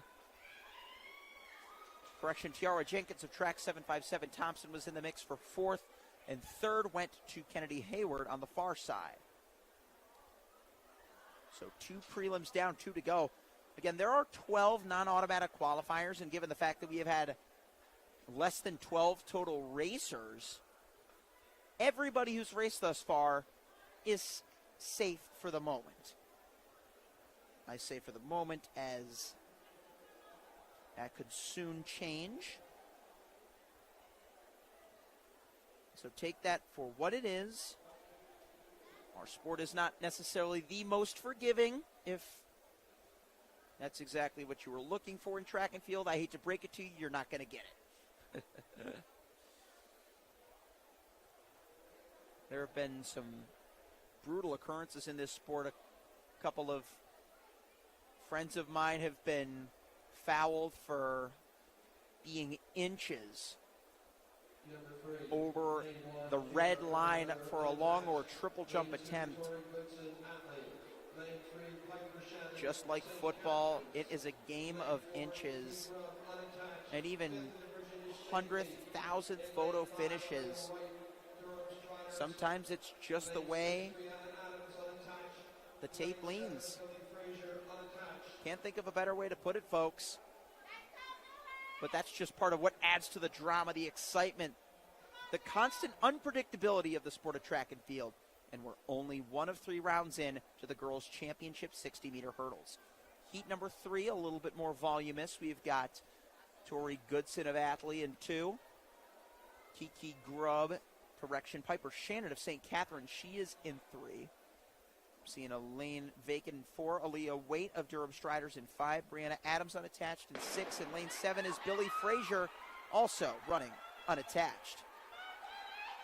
Billy Frazier on the near side trying to contend for second, but on the far side it is Tori Goodson from Atlee. Who will run away. An 8.63 for Goodson, the new fastest time overall. So that will bode well for her semi-final lane drawings.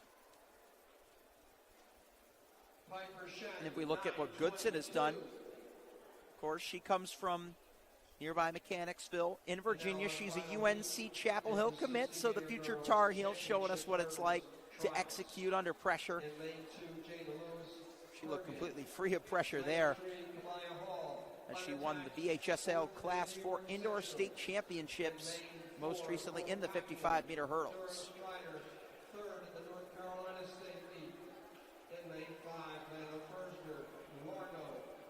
So the VHSL Class 4 state champion wants to become an Adidas national champion.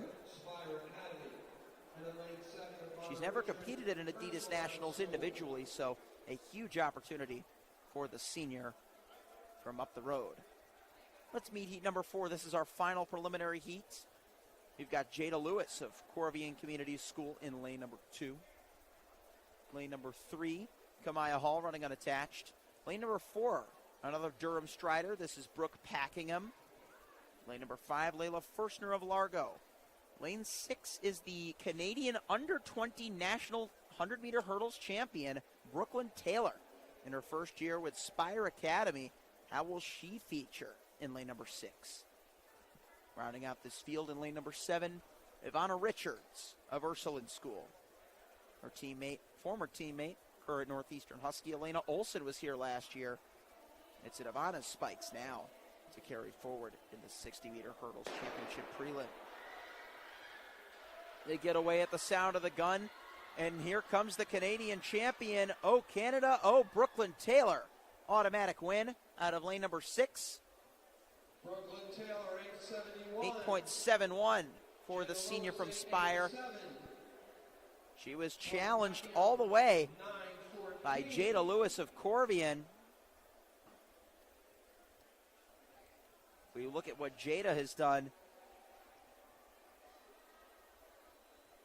she won the North Carolina State Championship over the 55 hurdles in sub-8, which provides for a very fast conversion. Her 60-meter hurdles PR coming in was 8.90. She just broke that by a few hundredths there in the prelims. But Brooklyn Taylor will secure the final auto cue. Again, it's likely, just as we saw with the National Elite Division, that a sub-9 is going to guarantee a spot in the semifinals, especially with the added leeway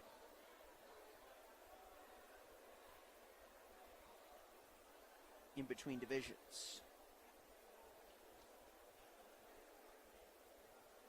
Next up on the track will be the boys 60-meter hurdles for your freshman division. 8 will advance will be heat winners plus the next 6 best times. 2 scheduled prelim heats. It will be Bodie Yalla unattached in lane 1. Shannon Palmer from Ann Arbor Track Club will be in lane 2. Austin Love unattached in lane 3. Brooke Ash from John Hanley will be in lane 4. Jamel Rankine from Standard Track Club will be in 5. Deshaun Page from Irvington Knights will be in lane 6. And then Quinn West from Stubbenville will be in lane 7. Keep an eye on Brooke Ash from John Hanley coming in with the top time in this heat. Top time overall for the freshman boys 60-meter hurdles at 8.60. So again, Gallup will be in 1, Palmer and 2, Love will be in 3, Ash in 4, Rankine will be in 5, Page in 6, and West in 7. Heat 1 of 2 for the freshman boys 60-meter hurdles. If we have a look on the infield, pay close attention to the height of those barriers. It's a little bit higher than what we saw for the girls. Give you some finals on some field events. The boys' freshman heights, they've adjusted them. They've adjusted the positions. Our hurdle crew at the Virginia Beach Sports Center getting them in position for the guys to go.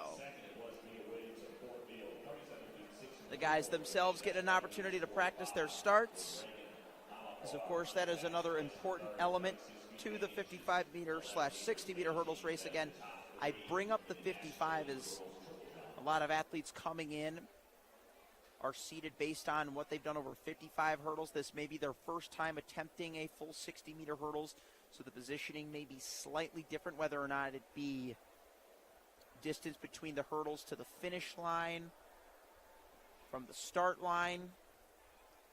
It's all part of the adjustment, and it will bode incredibly well to these young freshmen as they move forward in their careers. We've got only 2 heats here. Still just one big Q to be had, so if you don't win, there's a little bit more to give as far as making the final goes, as they will accept the next 6 non-automatic qualifying times to the finals tomorrow.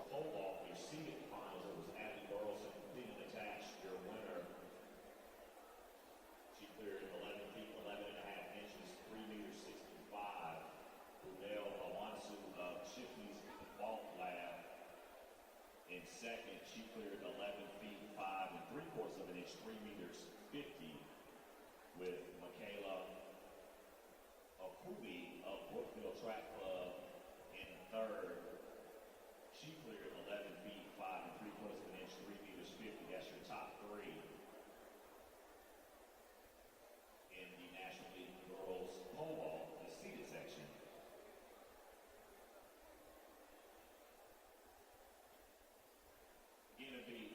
Gallup, Palmer, Love, Ash, Rankine, Page, and West. Their scheduled participants 1 through 7. This is the freshman boys 60-meter hurdles. 2 scheduled prelim heats, as mentioned, 8 advanced to heat winners plus the next 6 best times.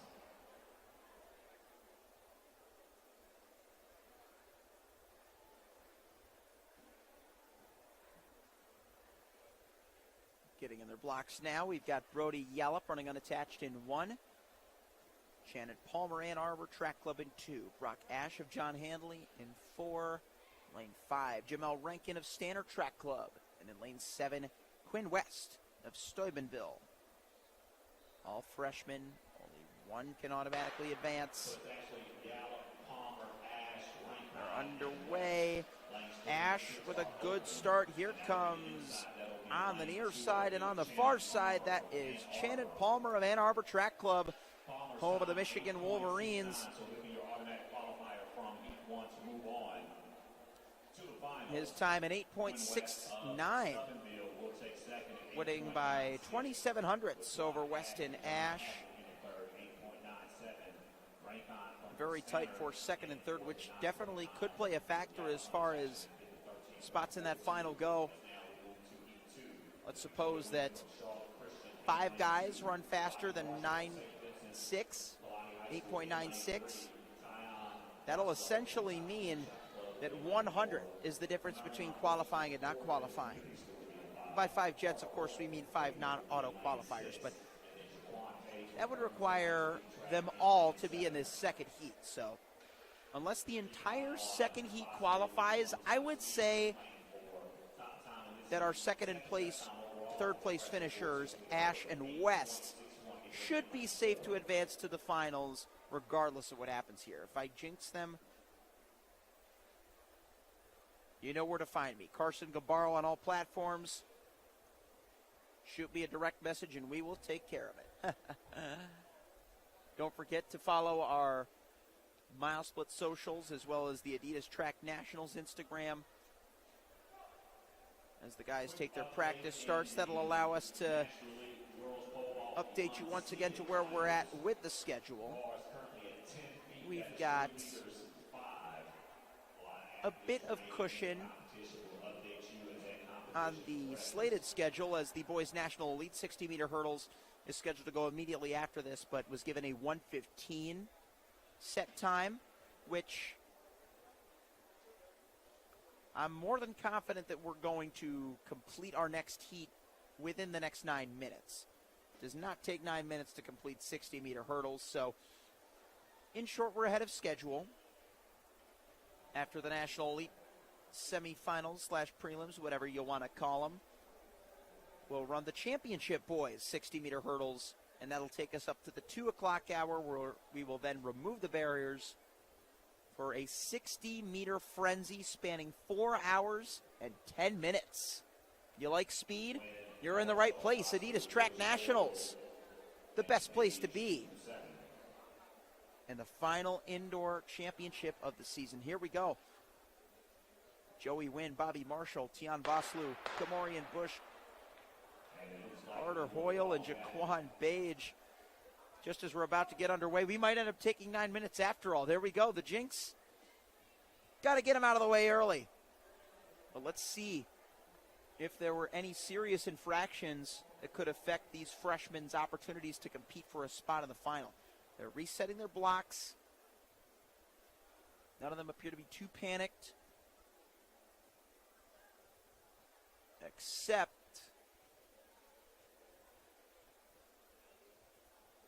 for the young man who just had to exit there. That was a red card.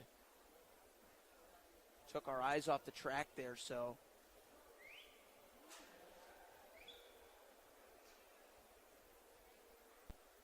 if we missed that, our apologies. You get a view of the start line once again. That was lane number 3. Bobby Marshall, the unfortunate verdict.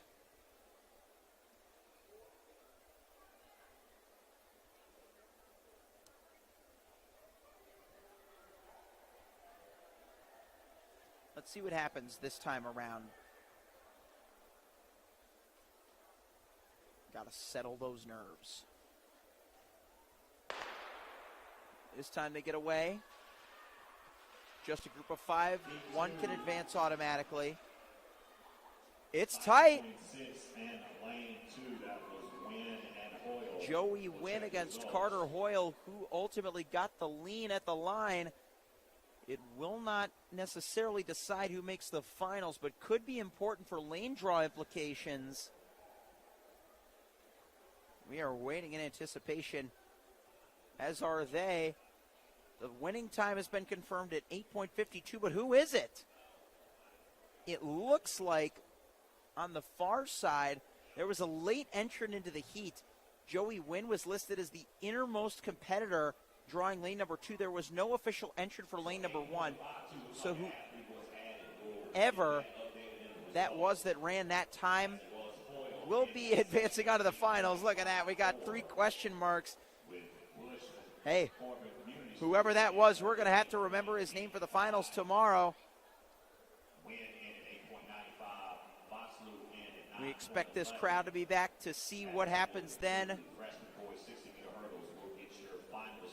And let's have a look at who's next up on our championship roster. The National Elite Boys in the 60-meter hurdles.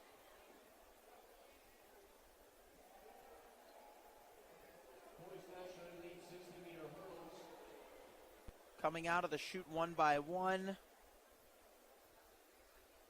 Boys National Elite 60-meter hurdles, prelims, scheduled for 1:15 while we... Again, we're still a few minutes ahead of schedule, so all of that is great credit to our meet officials. Virginia Beach Sports Center has really brought the best of the best when it comes to putting talent in the right places to succeed. The meet officials are prompt, they're punctual, they've got everybody where they need to be and when.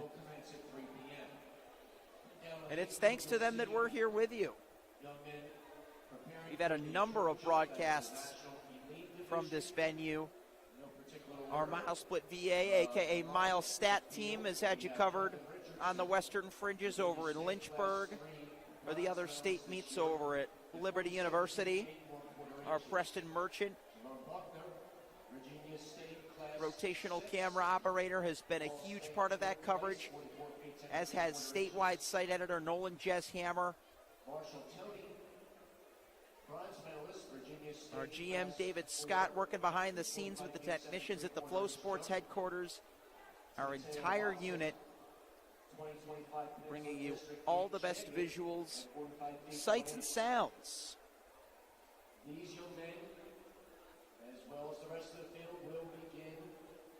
Looks like they've raised the hurdles to the varsity level. That will be 39 inches for the 60-meter high hurdles, in comparison to the 36-inch height, which is typically what you run for the younger divisions of hurdles or the outdoor 400-meter hurdles. We will have 11 heats. Just like the girls, we'll have 11 heats of national elites. 8-13 set last year.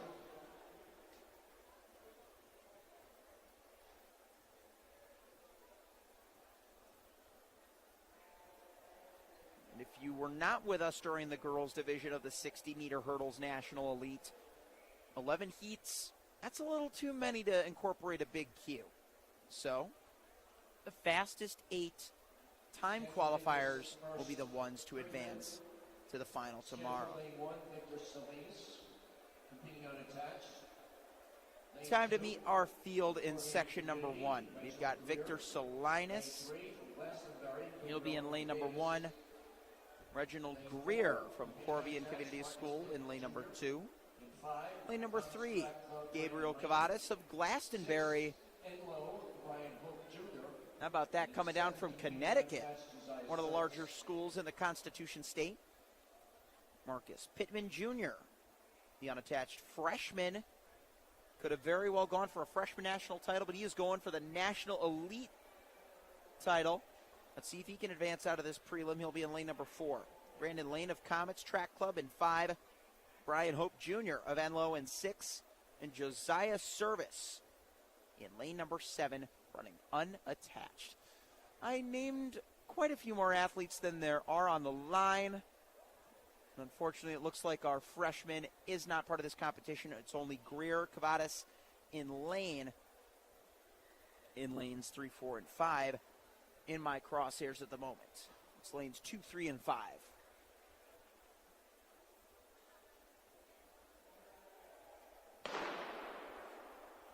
First prelim underway. Good start in 3 by the Gladiator from Glastonbury, but coming through at the end, Reginald Greer from Corvian with the big strides at the end. Surges 8.76 to win by just 0.05 of a second. Your top 3 giving us a good race, all within 0.18 of another. That's a very solid clip. Not a very large margin in between. 8-13. Heat number 2 coming up of our 11 preliminaries. Scheduled in this heat. Lane 1, Lakeland Thomas Coleman. Lane 2, competing unattached, Jake Robertson. In lane 3, also competing unattached, Carmelo Harrell. Lane 4, from Freedom, Andrew Koch. Koch, the bronze medalist, Virginia Cedar Run District Indoor Championships. Lane 5 competed unattached. John David White. Lane 6 from MGM. Section number 2 Lane 7 and then 10C. of 11.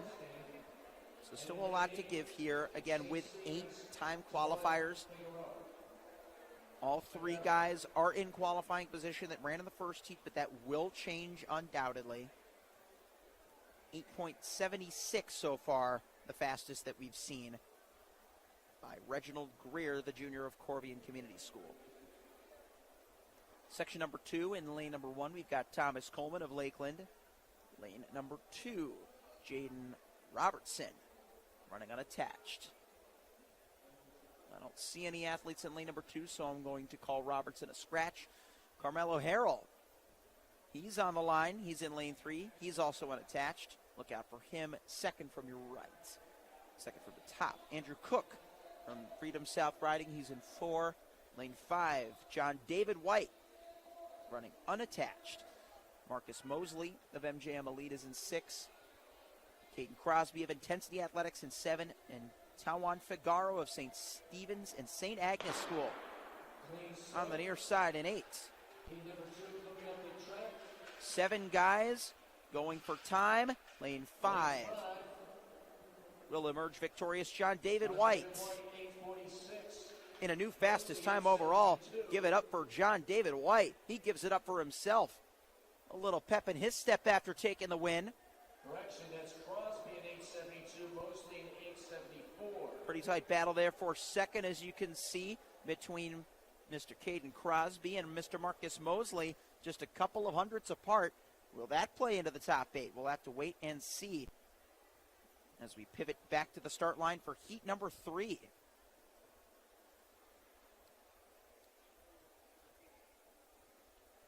John David White, our winner from that second section. He's running unattached. Where does he come from, you ask? Parkway North High School out of St. Louis, Missouri. He ran a few races this indoor season. Some over the 55 and 60, some over the 55 and 60 meter hurdles. The fastest he's gone in the event that we've seen prior, 8.81. You do the math right there, 8.46. That's a big PR right there. Well done, John David White.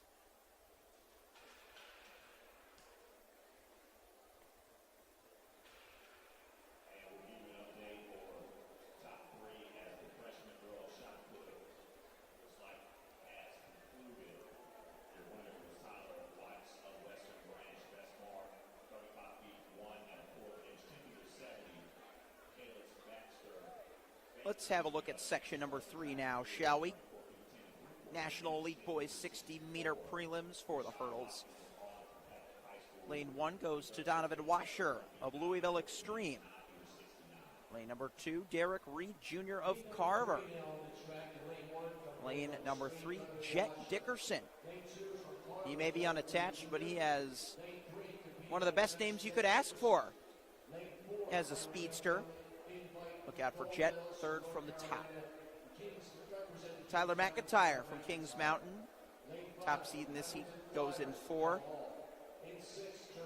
Mikel Hall from Hamilton Flying Knights will be in lane number 5. Lane 6, Kingston Hall of Churchland Track Club. Jude Peterson of Hershey Blaze in lane number 7. And in lane number 8 from Hammond Track Club, it's Mr. David Adeyakunu.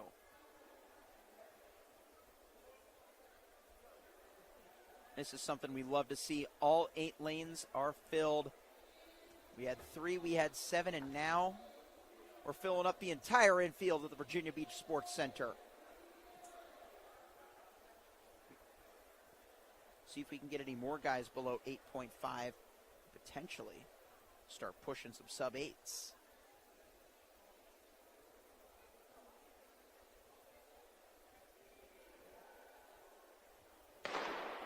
Heat 3 of 11 is underway in the boys 60-meter hurdles National Elite. So far, it is lanes 3 and 6 at the line. I'm going to give it to lane number 6, Kingston Hall, and it might have been Tyler McIntyre of Kings Mountain, or was it? There it is. Kingston Hall confirmed 8.48 on the finish line board. Both halls catching their breaths here. As we get a look at the scoreboard, they're showing some of the minor positioning times, but the winning time is confirmed. Churchland Track Club's Kingston Hall at 8.48, just 200ths off of the winning time from the previous heat by John David White.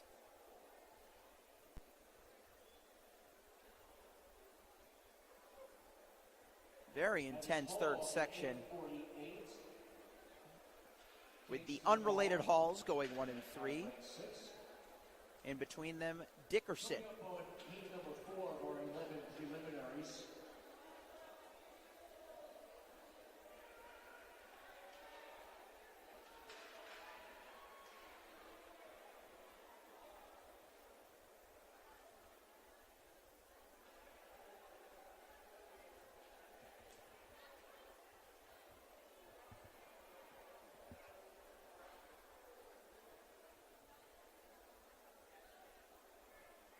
Again, heat number 4, gentlemen at their blocks. In lane 1 will be Riley Holloman from the High Track Club. Lane 2 from Kingsport, Terrell Turner. Lane 3 from Empire Athletic Club, Carrie Curtis Deal. Lane 4, competing unattached, silver medalist at the Brookville Invitational, Virginia, Xavier Rosado. Lane 5, competing unattached, Lavelle Hubbard. Lane 6 from BC Run Club. I think it's time to meet our next group of preliminary runners in the boys' national elite 60-meter hurdles. What say you? Heat number 4, lane number 1, Riley Holloman of the Hive. Lane 2, Terrell Turner, Kings Fork. Lane 3, Deakari Curtis from Empire Athletics. Lane 4 looks to be vacant. Lane 5, Lavelle Hubbard running unattached. Lane 6, Zach Grigsby of BC Run Club. Lane 7, Omar Altum unattached. And lane 8, Jason Williams, Acceleration Nation.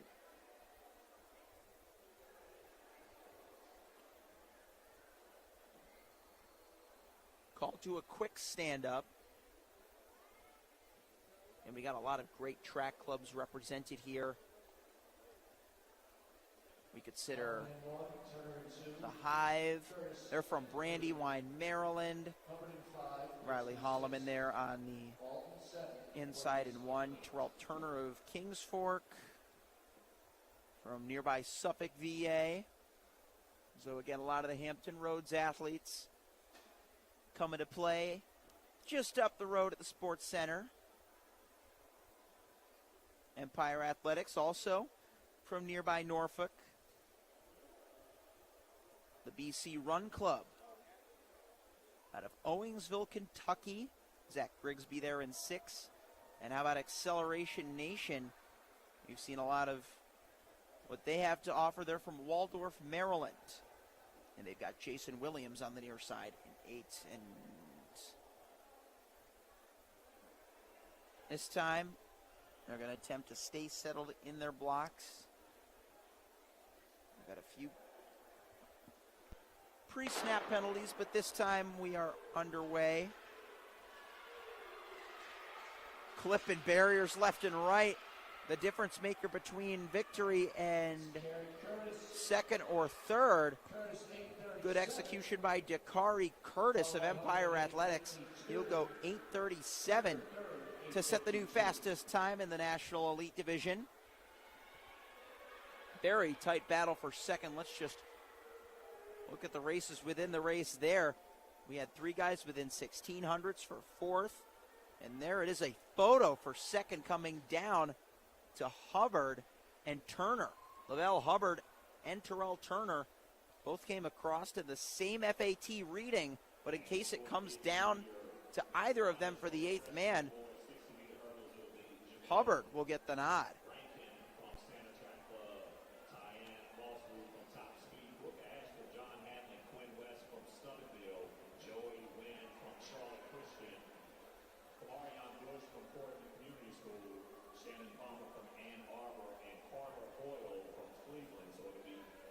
Our public address announcers are reading over the full lists of qualifiers for the prelims that we've already seen from the girls, some of the freshman boys. While we were currently focused on the National Elite Division of the boys 60-meter hurdles, we once again remind you that Blue Ridge Timing has all of the archived results. If you'd like to find out who made the finals or semis in their particular division, whether it be championship, freshman, national elite, or middle school, Blue Ridge Timing has all of the info. Again, Blue Ridge Timing, Adidas Track Nationals, full scoreboard list of events to find out who goes where. Our fifth section is coming up on the track. This is our heat number 5 over 11 heats of the National Elite Boys 60-meter hurdles. Scheduled here in lane 1, competing on test, Jalen Chifon. Lane 2, Suitland Run, Rashad Campbell. Lane 4. We've got Jalen Chittafong running unattached. He'll be in lane number 1. Lane number 2, Rashad Campbell from Suitland Running Rams. Lane 3, unattached, Nair Claiborne. Lane 7, competing unattached, Toby Fane. Don't currently see any athletes in lane number 3, but I do see lane number 4. That is John Oguariri from the Elite Cadets. Elite Cadets coming from Frederick, Maryland. And coming from way up in Beekmantown, New York is Maxine Page running unattached out of lane number 5, representing the Eagles from the Great North Country. Lane number 6, Caleb Lott of Bull City Express. Lane 7, Toby Finney unattached, and John Rudder of St. Stephen's and St. Agnes School will line up in lane number 8. Section 5 of the boys 60-meter hurdles in the National Elite Prelims.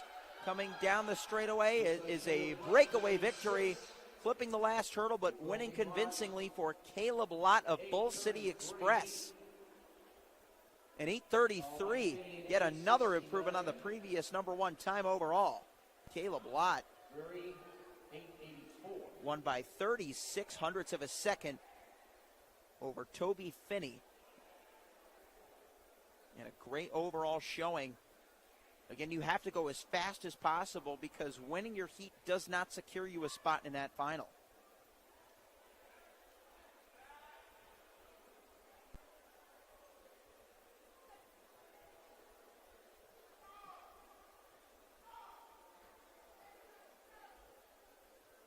Bull City Elite, Bull City Express. Durham, North Carolina is where they call home. We've had a lot of representatives from that particular city.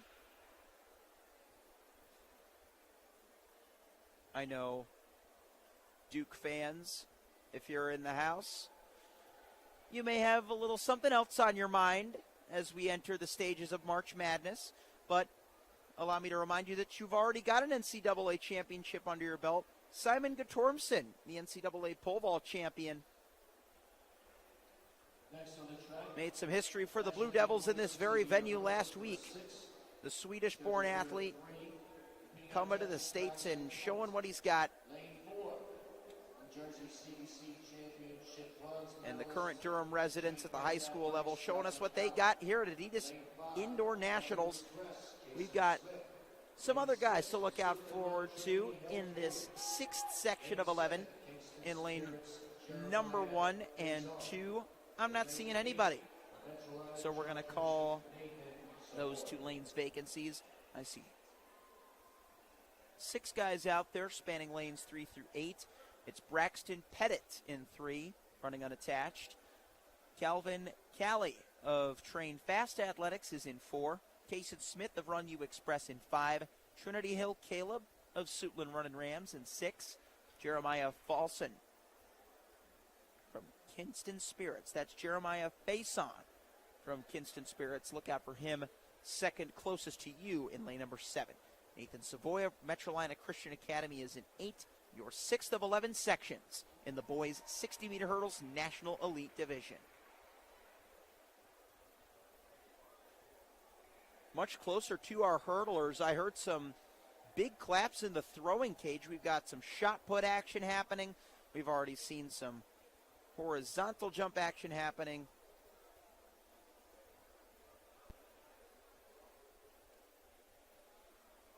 While they wait to get underway, here's a good view of what's happening in the cage afar. Our hurdlers are waiting there on the bottom left. Some of our younger shot putters with the lighter implements getting a chance to test the circle and give it their best. They're calling them into their blocks. We'll get a look at this one quick throw.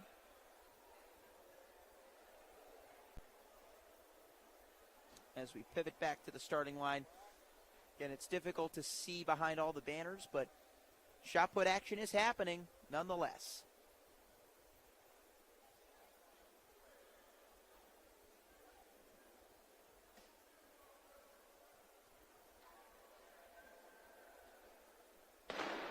Heat 6 is underway, pretty even start.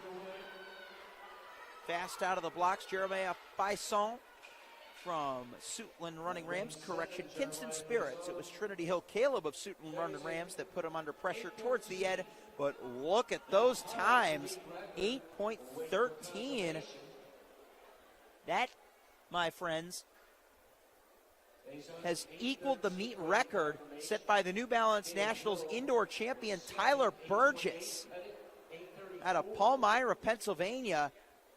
Burgess last year, representing Hershey Blazers, ran 8.13, the same time we just saw from Jeremiah Faison from Kinston Spirits. What a display, and we've still got the finals to come tomorrow. I find it very hard to believe that 8 men are going to get ahead of that time, so by all means, count on seeing Jeremiah here once again.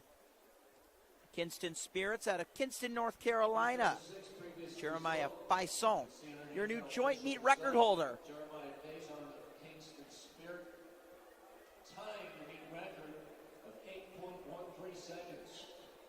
And just consider what I mentioned about the guy who holds the meet record, Tyler Burgess. He went on to become a dual state champion in the hurdles outdoors, both over the highs and the intermediates. And he's a national indoor champion at New Balance before he knew it.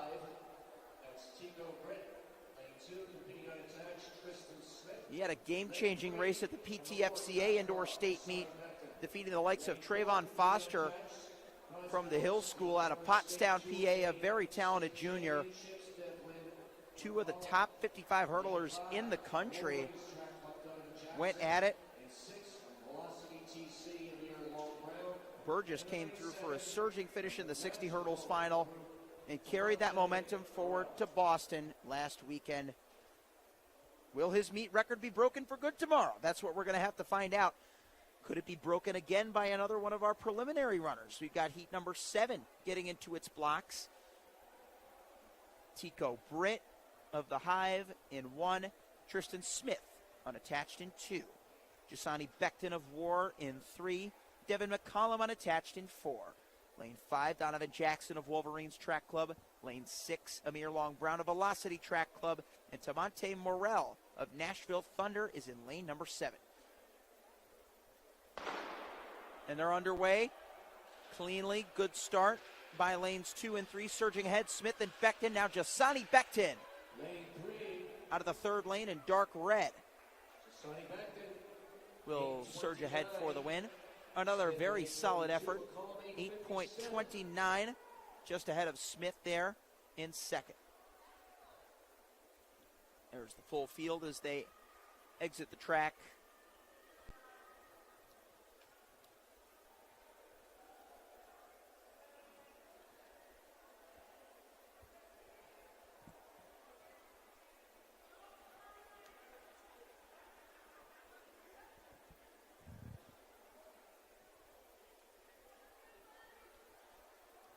So we got quite a few guys sub 8.3 right now, meaning that despite Jeremiah Faison's huge performance, he's not going to be unaccompanied once he reaches the final, assuming that sub 8.3 is good enough to advance. We've got just 4 sections left of this event. The guys once again getting the opportunity to practice their starts. Those few rows behind you see They're having to play the long waiting game, trying to keep themselves mentally composed, locked in.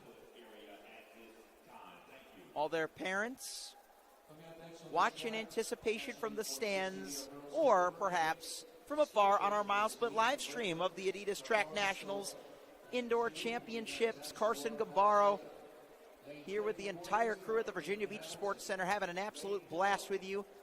And we have not even crowned our first championship finalist champion yet. I know that was a bit of a mouthful, but again, for those of you unfamiliar with the way Adidas Nationals works, we've got multiple divisions of national champions to crown. The freshmen, the middle schoolers, the national elites. They have their own subdivisions for those athletes who might not have been good enough to feature prominently for a championship title. Championship prelims will be the next event after heats 8, 9, 10, 11 of the National Elite Boys 60-meter hurdles. This is Heat 8 on track now. Kervon Stovall of Lakeland in 1. Lane 3, Peyton Hamilton of Williamsburg Runners. Lane 4, Dara Carell of Track 757. Lane 5, Cameron Sessoms of Farmville Central. 6, DeKavion Garner of Manor. And 7, Alexander Chapman-Evans of Enloe. In the middle of the track, flying through the line. Strong, solid effort to win Heat 8. Let's see the time, as that is the most important factor. 8.19, another very solid effort confirmed for Cameron Sessoms of Farmville Central.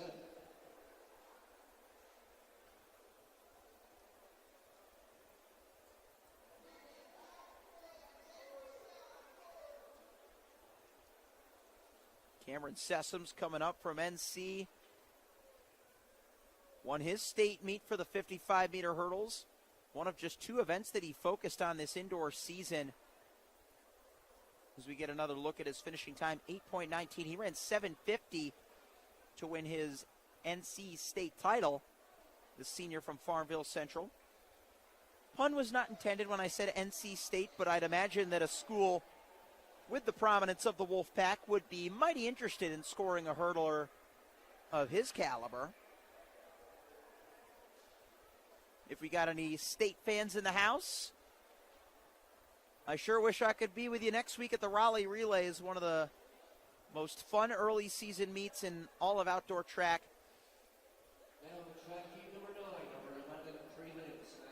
But alas, we're here at Adidas Indoor Nationals in the climate control facility. Still a little bit windy, still warming up outside. We're expecting some brighter days as we go throughout the weekend. So in case you are considering making an impulse decision, why not come by and visit the 757 for a little getaway? I was talking last night with our David Wen, who is on chief photography duties today, and he brought up the concept of a boys' trip to NCAA Nationals. Doesn't that sound like a fun idea? Take a trip with your friends to watch track and field? If anybody's feeling up for it, come on down to Adidas Track Nationals, and they will surely accommodate you with the full experience that you could ask for in its entirety. Backpacks, t-shirts, and exciting races and field events.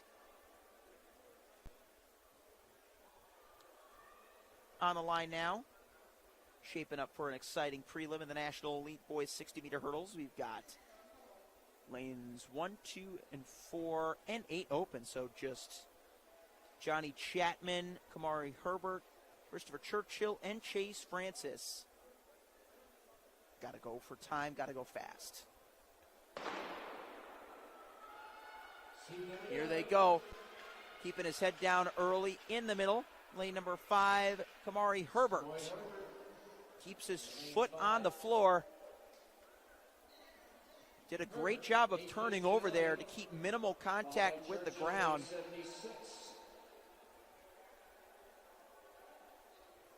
Got to keep your feet moving when you're under pressure. He was certainly put under it, after those last few hurdles by Churchill. Christopher Churchill, the unattached athlete,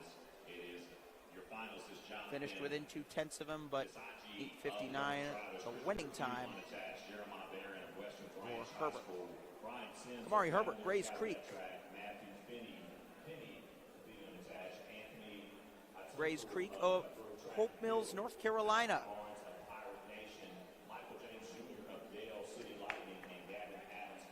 Got to give some more social shout-outs. Our Andrew Brown has done a number for the MileSplit Carolinas website.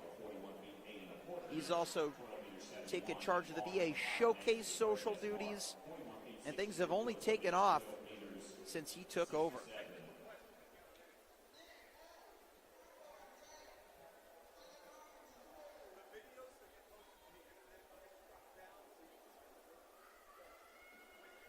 Next up, heat number 10 of our 11 preliminaries, National League Boys 60-meter hurdles. Lane 1, Western Branch, Macquarie Brown Porter. Lane 2 from Apex, Silent Nixon. Lane 3 from Pino Attached, Charles Davis. Lane 4 from Rocktown, Jaleel De La Cruz. Lane 5 from Elite Cadets. We have got just 2 heats left to see who can advance to tomorrow morning's final for the 60-meter hurdles National Elite. We will be running the finals for that event, in fact, on Sunday. So my apologies for the misconception, but again, we're going to see potentially one, if not more, of the guys I'm about to name to you on Sunday morning. We've got Macquarie Brown Porter, Zylan Nixon, Charles Davis, Jaleel De La Cruz, Osain Rumwin Aigbogun, Jason Moore, Benjamin Britton, and Damari Smith. It is lane number 2 in white. That is Zylan Nixon of Apex. Nixon, 8:48. And just look at his crowd up there in the stands above the Adidas Track Nationals leaderboard. 8:60, De La Cruz. They came to watch one man and one man only, Zylan Nixon. The crowd pleaser from Apex goes 8:48 to win the penultimate section of the boys 60-meter hurdles National Elite.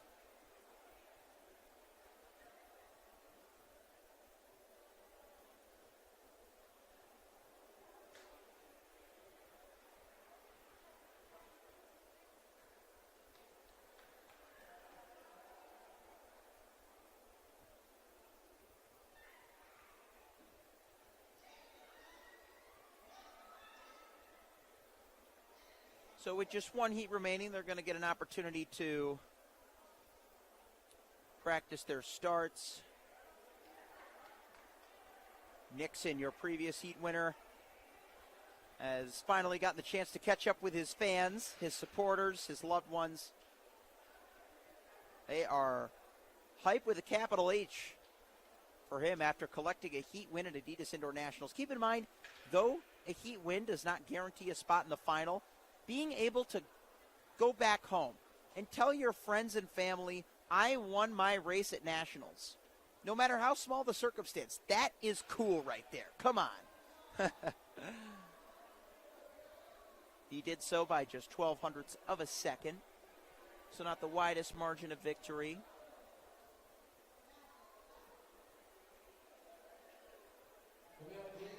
Just one group of National Elite hurdlers left before our top dogs get on for the championship prelims. Again, don't forget the championship is the first of 3 rounds, whereas the National Elite is just like the freshmen and middle schoolers, where it is essentially a semifinal. With opportunities to make the final, we've got the following group. Kyle Steptoe of Louisville Extreme in 1. Granderson Poindexter of Hartley in 2. Blake DeLauter on lane number 3. He's unattached. DeLauter, the senior, 3rd from your right. Eli Koenig from Riverbend in 4. Derek Portillo-Revel in 5 from Northeastern. Thomas Leal from Spire Academy in 6. Peyton Jones running unattached in 7. And Amir Long-Brown on the outside in 8. Looks to be the lone scratcher. Heat 11 of 11. Make a wish for the boys in the National Elite 60-meter hurdles at Adidas. They're underway. Taking a look at who we've got with a chance to make that final. Coming to the line, a ferocious lean. That is Thompson Leal from Spire Academy out of Ohio. Represent, he says to the camera. Thomas Leal from Geneva out of the Buckeye State. Down in the scarlet shade of red. He will win the final section with an 8.52 clocking.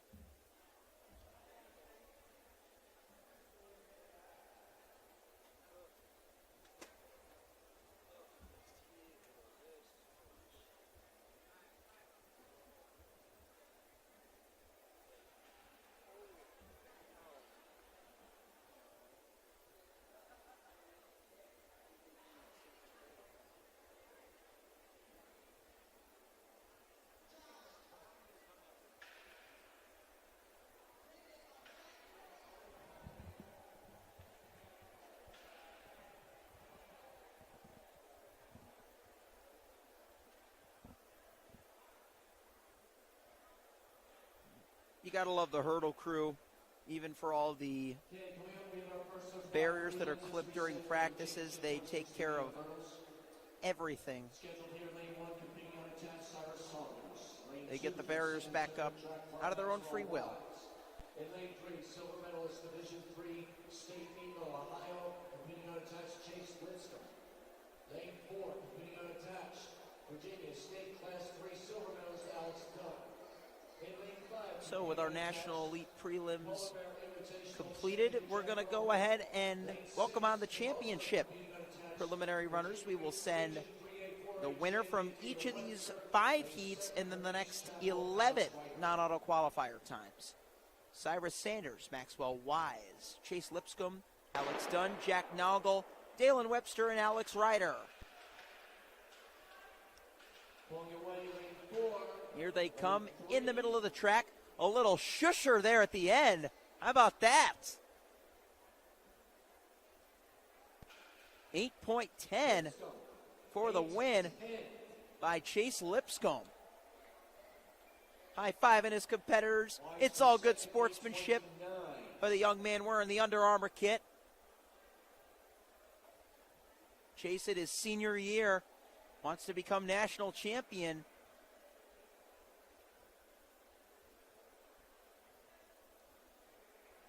Coming from Fairfield Union out of Lancaster, Ohio. He's gone as quickly as 8 flat this season. He was second at his Division III Indoor State Championship, so he definitely brings some strong accolades to Adidas. We love seeing the Spire Academy contingent and all other Ohio athletes represent here. Of course, we saw Spire win a couple of heats ago, but that's not all Ohio has to offer. That's all I could say. So with heat number 1 out of the way, Chase Lipscomb, the Ohio State runner-up, takes the early lead in the standings. We've got 4 sections left. This section number 2 includes an athlete that I think could very well vie for the overall national title. But let's meet the full field to see who he will have to get past in order to make the semi. In lane 1, Rafael Boakye-Yadom, he's unattached. Lane 2, Adam Frey, he's also unattached. and vacant from this heat, so he's a scratch. Sawyer Boyd isn't. He's in there from Cleveland High School in lane number 3. Lane number 4 is vacant. Lane 5 is occupied by the VA Showcase and Virginia State champion Isaiah Washington, the 4th fastest in the country at 7:65. Look out for Isaiah Washington, as well as lanes 7 and 8, Isaiah Brown and Trevor Boyer. But really, Isaiah Washington is the man to beat as he cruises through an 8 flat. He backed off well before the finish line, knowing he had the win locked down, and even still ran the fastest time thus far. He is going to be a threat come the finals if he executes the way he did in the prelims in the semis. Quick look at the full times. Boyd from Cleveland gets up for second, as heat number 3 will get set to go next. Again, you will have some pretty significant leeway to qualify as a non-auto winner by virtue of the fact that there are 11 little cues up for grabs.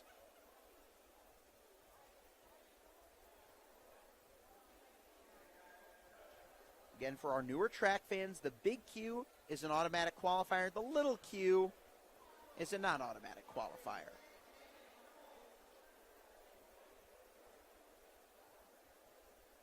Next up, heat 3. Tomorrow, Craig Dominic Meadows. Unattached, Prophet Clark. In 3, also competing unattached, silver medals, Delaware State Championships, Kai Thornton. Lane 4, Pelham High, Colby Creer, New Hampshire Division II champion. Time to meet our field in section number 3. We've got another lane 1 vacancy, it looks like, so no Dominic Bahadur of Laurel Creek, and no Prophet Clark either in lane number 2. He's from Shaker, New York, running unattached, but doesn't look like he'll be running at all. Look to see him in outdoors. Kai Thornton running unattached in lane number 3. Colby Creer of Pelham, Division II New Hampshire indoor champion. He's in lane 4. Kai Thornton was given 2 entries in this heat. He is in lane 3. Dalen Webster of Smithfield, the 3rd athlete on the near side, had a bit of a stumble midway through, opening the door to the man in the middle, Colby Creer, the New Hampshirean from Pelham. That's Kai Thornton out of lane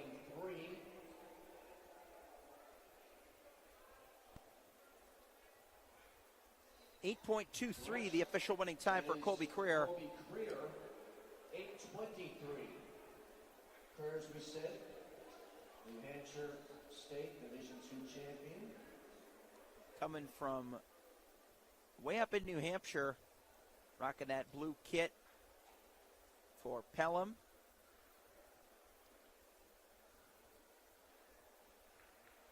His high school's mascot known as the Pythons.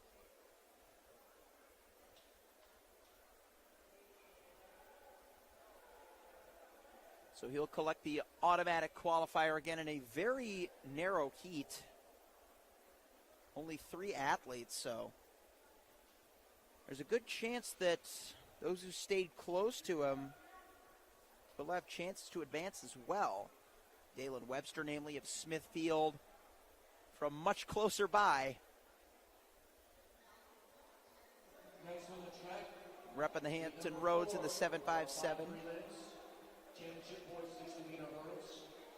Still 2 heats left, 2 automatic qualifiers. We've already had wins scored by Colby Creer, by Isaiah Washington, and in the first section, Chase Lipscomb. State silver medalist, New York Baby. Lane 4, unattached. Max Leonard Invitational silver medalist takes heat number 4 in lane number 1. Brandon Marks goes in lane number 2. Polar Beatty of M-City Speed out of Middletown, New York. The New York State silver medalist over the 55-meter hurdles will be in lane number 3. Corey Reevy, our 3rd unattached athlete, is in lane 4. Cameron Davis, also unattached in 5. Evan Ellis, also unattached in 6. Jaden Brown of St. Christopher, 7. And Christopher Dotson in lane number 8. Your full field Everybody's on the line. Everybody's going for time, but none faster than the man from M-City Speed, Quillar Beatty, who went from 30th at New York State's in 2024 indoors all the way up to second here in 2025. Makes the leap and goes sub-8 in the 60-meter hurdle, 7:98, a phenomenal time. Also the 8:11, Reedy, 8:21. You just saw it there in brief confirmation. We'll see it once more. But 7:98, a very fast time for Quillar Beatty. With just one heat to go. We'd love to see that. Of course, we've still got 2 rounds to go, so it's not as though lane positioning is going to be ultra important when we consider the finals, but Quillar Beatty, just outside the top 50 in the nation and among hurdlers in the state of New York. He improves his season best, which was already New York number 3, from 8:06 to 7:98. If he wants to go for a New York number 1, he'll have to go sub 7:94, as Wyatt Gravier of Bronxville currently holds that spot at New York number 1. So with Quillar Beatty setting the top time, heading into the final first of 3 rounds, Heat 5. Let's see if anybody else can challenge the 8-second barrier to give themselves a confidence booster heading into the semifinals. Those semifinals, for those curious, will be tomorrow, as Sunday is basically final day, but the championship hurdles semifinals will be the very first event to take place on day 2 of Adidas Nationals. We've got a group of 5 all having different reaction times to the gun. Who can get to that line the quickest? It's going to be on the nearish side. Dylan Cope running unattached out of lane number 6. Looked like it was Cope, and it was. What was his time?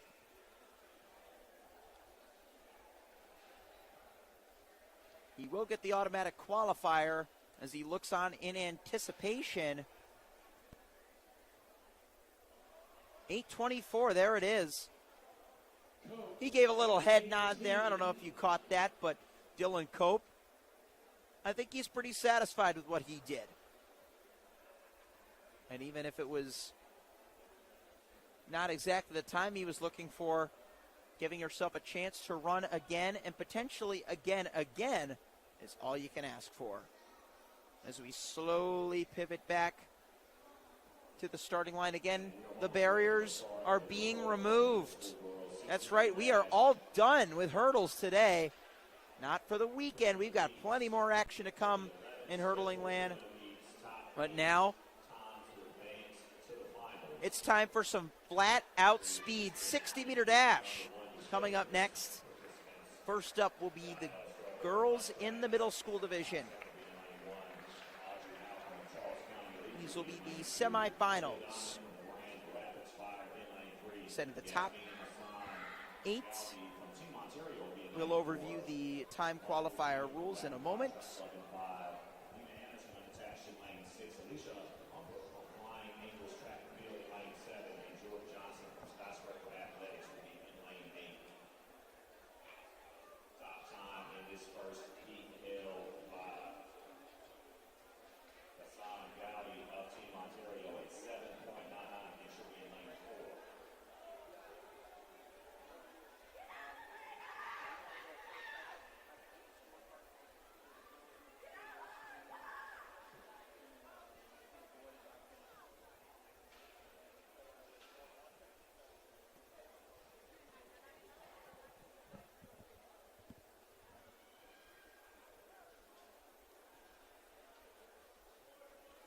Once again, if you're looking on confirmation on who advanced to the finals or semifinals of the 60-meter hurdles divisions, all verdicts are available on Blue Ridge Timing, BlueRidgeTiming.com.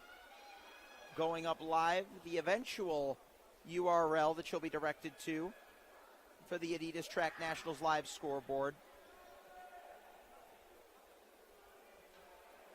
Girls middle school prelims. We've got quite a few of these. We've got 11 of them in total, meaning that each will be scored based on time. So no automatic qualifiers. Same deal with what we saw from the National Elite divisions. 1 through 8 for scheduled participants.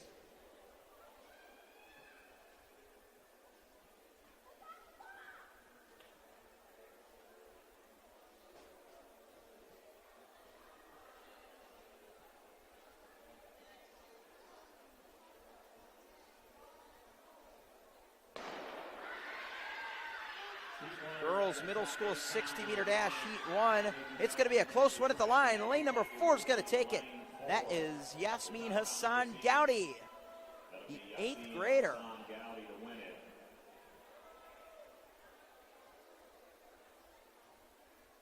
Her time 8.00. 8.00. That's an 8 flat in the 60 meters.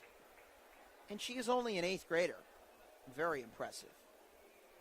Jeter of Rapid Fire Track Club will take second. Pivoting back to the start line quickly. Again, these athletes have to go one after the other. Thankfully, they're given the opportunity to select their block positions and practice those starts. Looking at this second heat, as we didn't really get a full chance to overview the first heat, we do have the times for you. It was around an 1100th victory there for Hassan Gowdy, setting the early top mark. But once again, she's going to need to hope that 7 girls are unable to get ahead of this time. We got Mackenzie Cade, Aubrey McKinnon, Lauren Hayes, Janelle McKnight, Adriana Sutherland, Raylan Massey, Skyla Melton, and Kaylin Johnson. Being forced to a quick stand-up.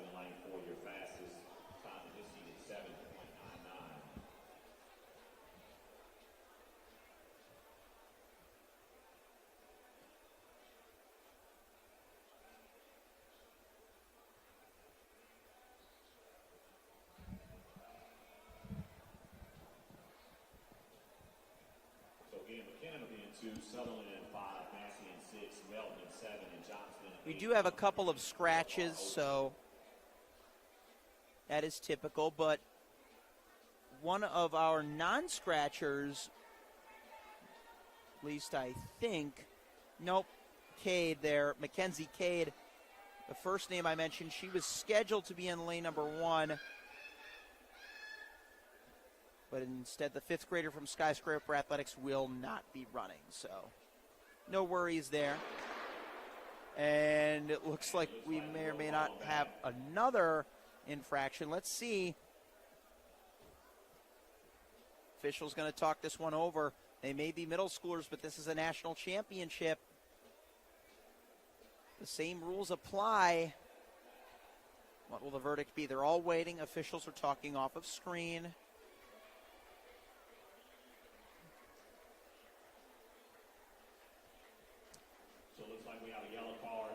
A yellow card for lane number 6. That's Raylan Massey of Charles County Elite. So how will that affect her mental focus? Will she try and react to the gun as she did the first time around, or will she wait on it? She's going to have to really trust her twitch fibers and top end speed if that's her chosen method. We'll see what she's got. Lanes 2, 4, 5, 6, 7, and 8. This time they're underway. It'll be between 5 and 6, and our early false starter just might have challenged for the win in that heat. Adriana Sutherland just holds on from HR Hurricanes. Her crowd is in love with that.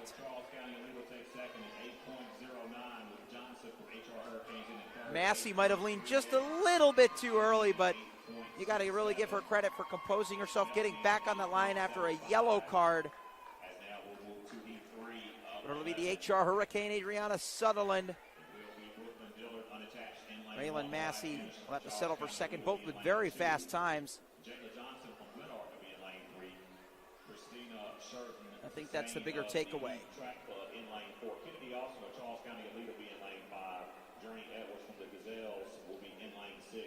Jordan Hart from Charles County Elite will be in lane 7, and Jalen Jones from Hampton City Athletics will be in lane 8. Section 3 is coming up next for the girls in the middle school 60-meter dash.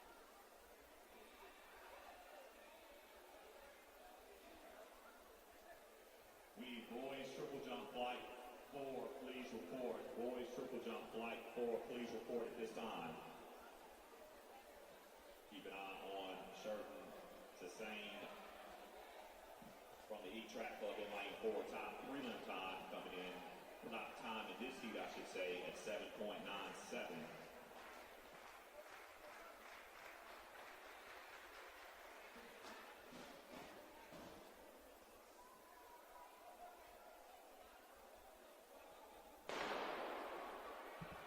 They're underway. Heat number 3. Look at this speed at the line. Another late finish.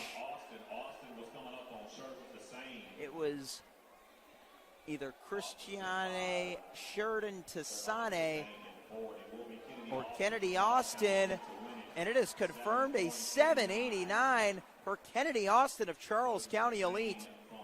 Sheridan Sane just 400ths behind. It was close at the line. Both of those two, I would imagine, will have a great shot at making the final. There are still 8 heats to go, so it's not as though it's set in stone, but just the fact that they have gone as fast as they have this early, it's going to be difficult for 7 girls to get ahead of 7, 8, 9. Potomac Middle School Panthers will be in 7, and Marley Prespayer from Yeah, these are middle schoolers running really solid times.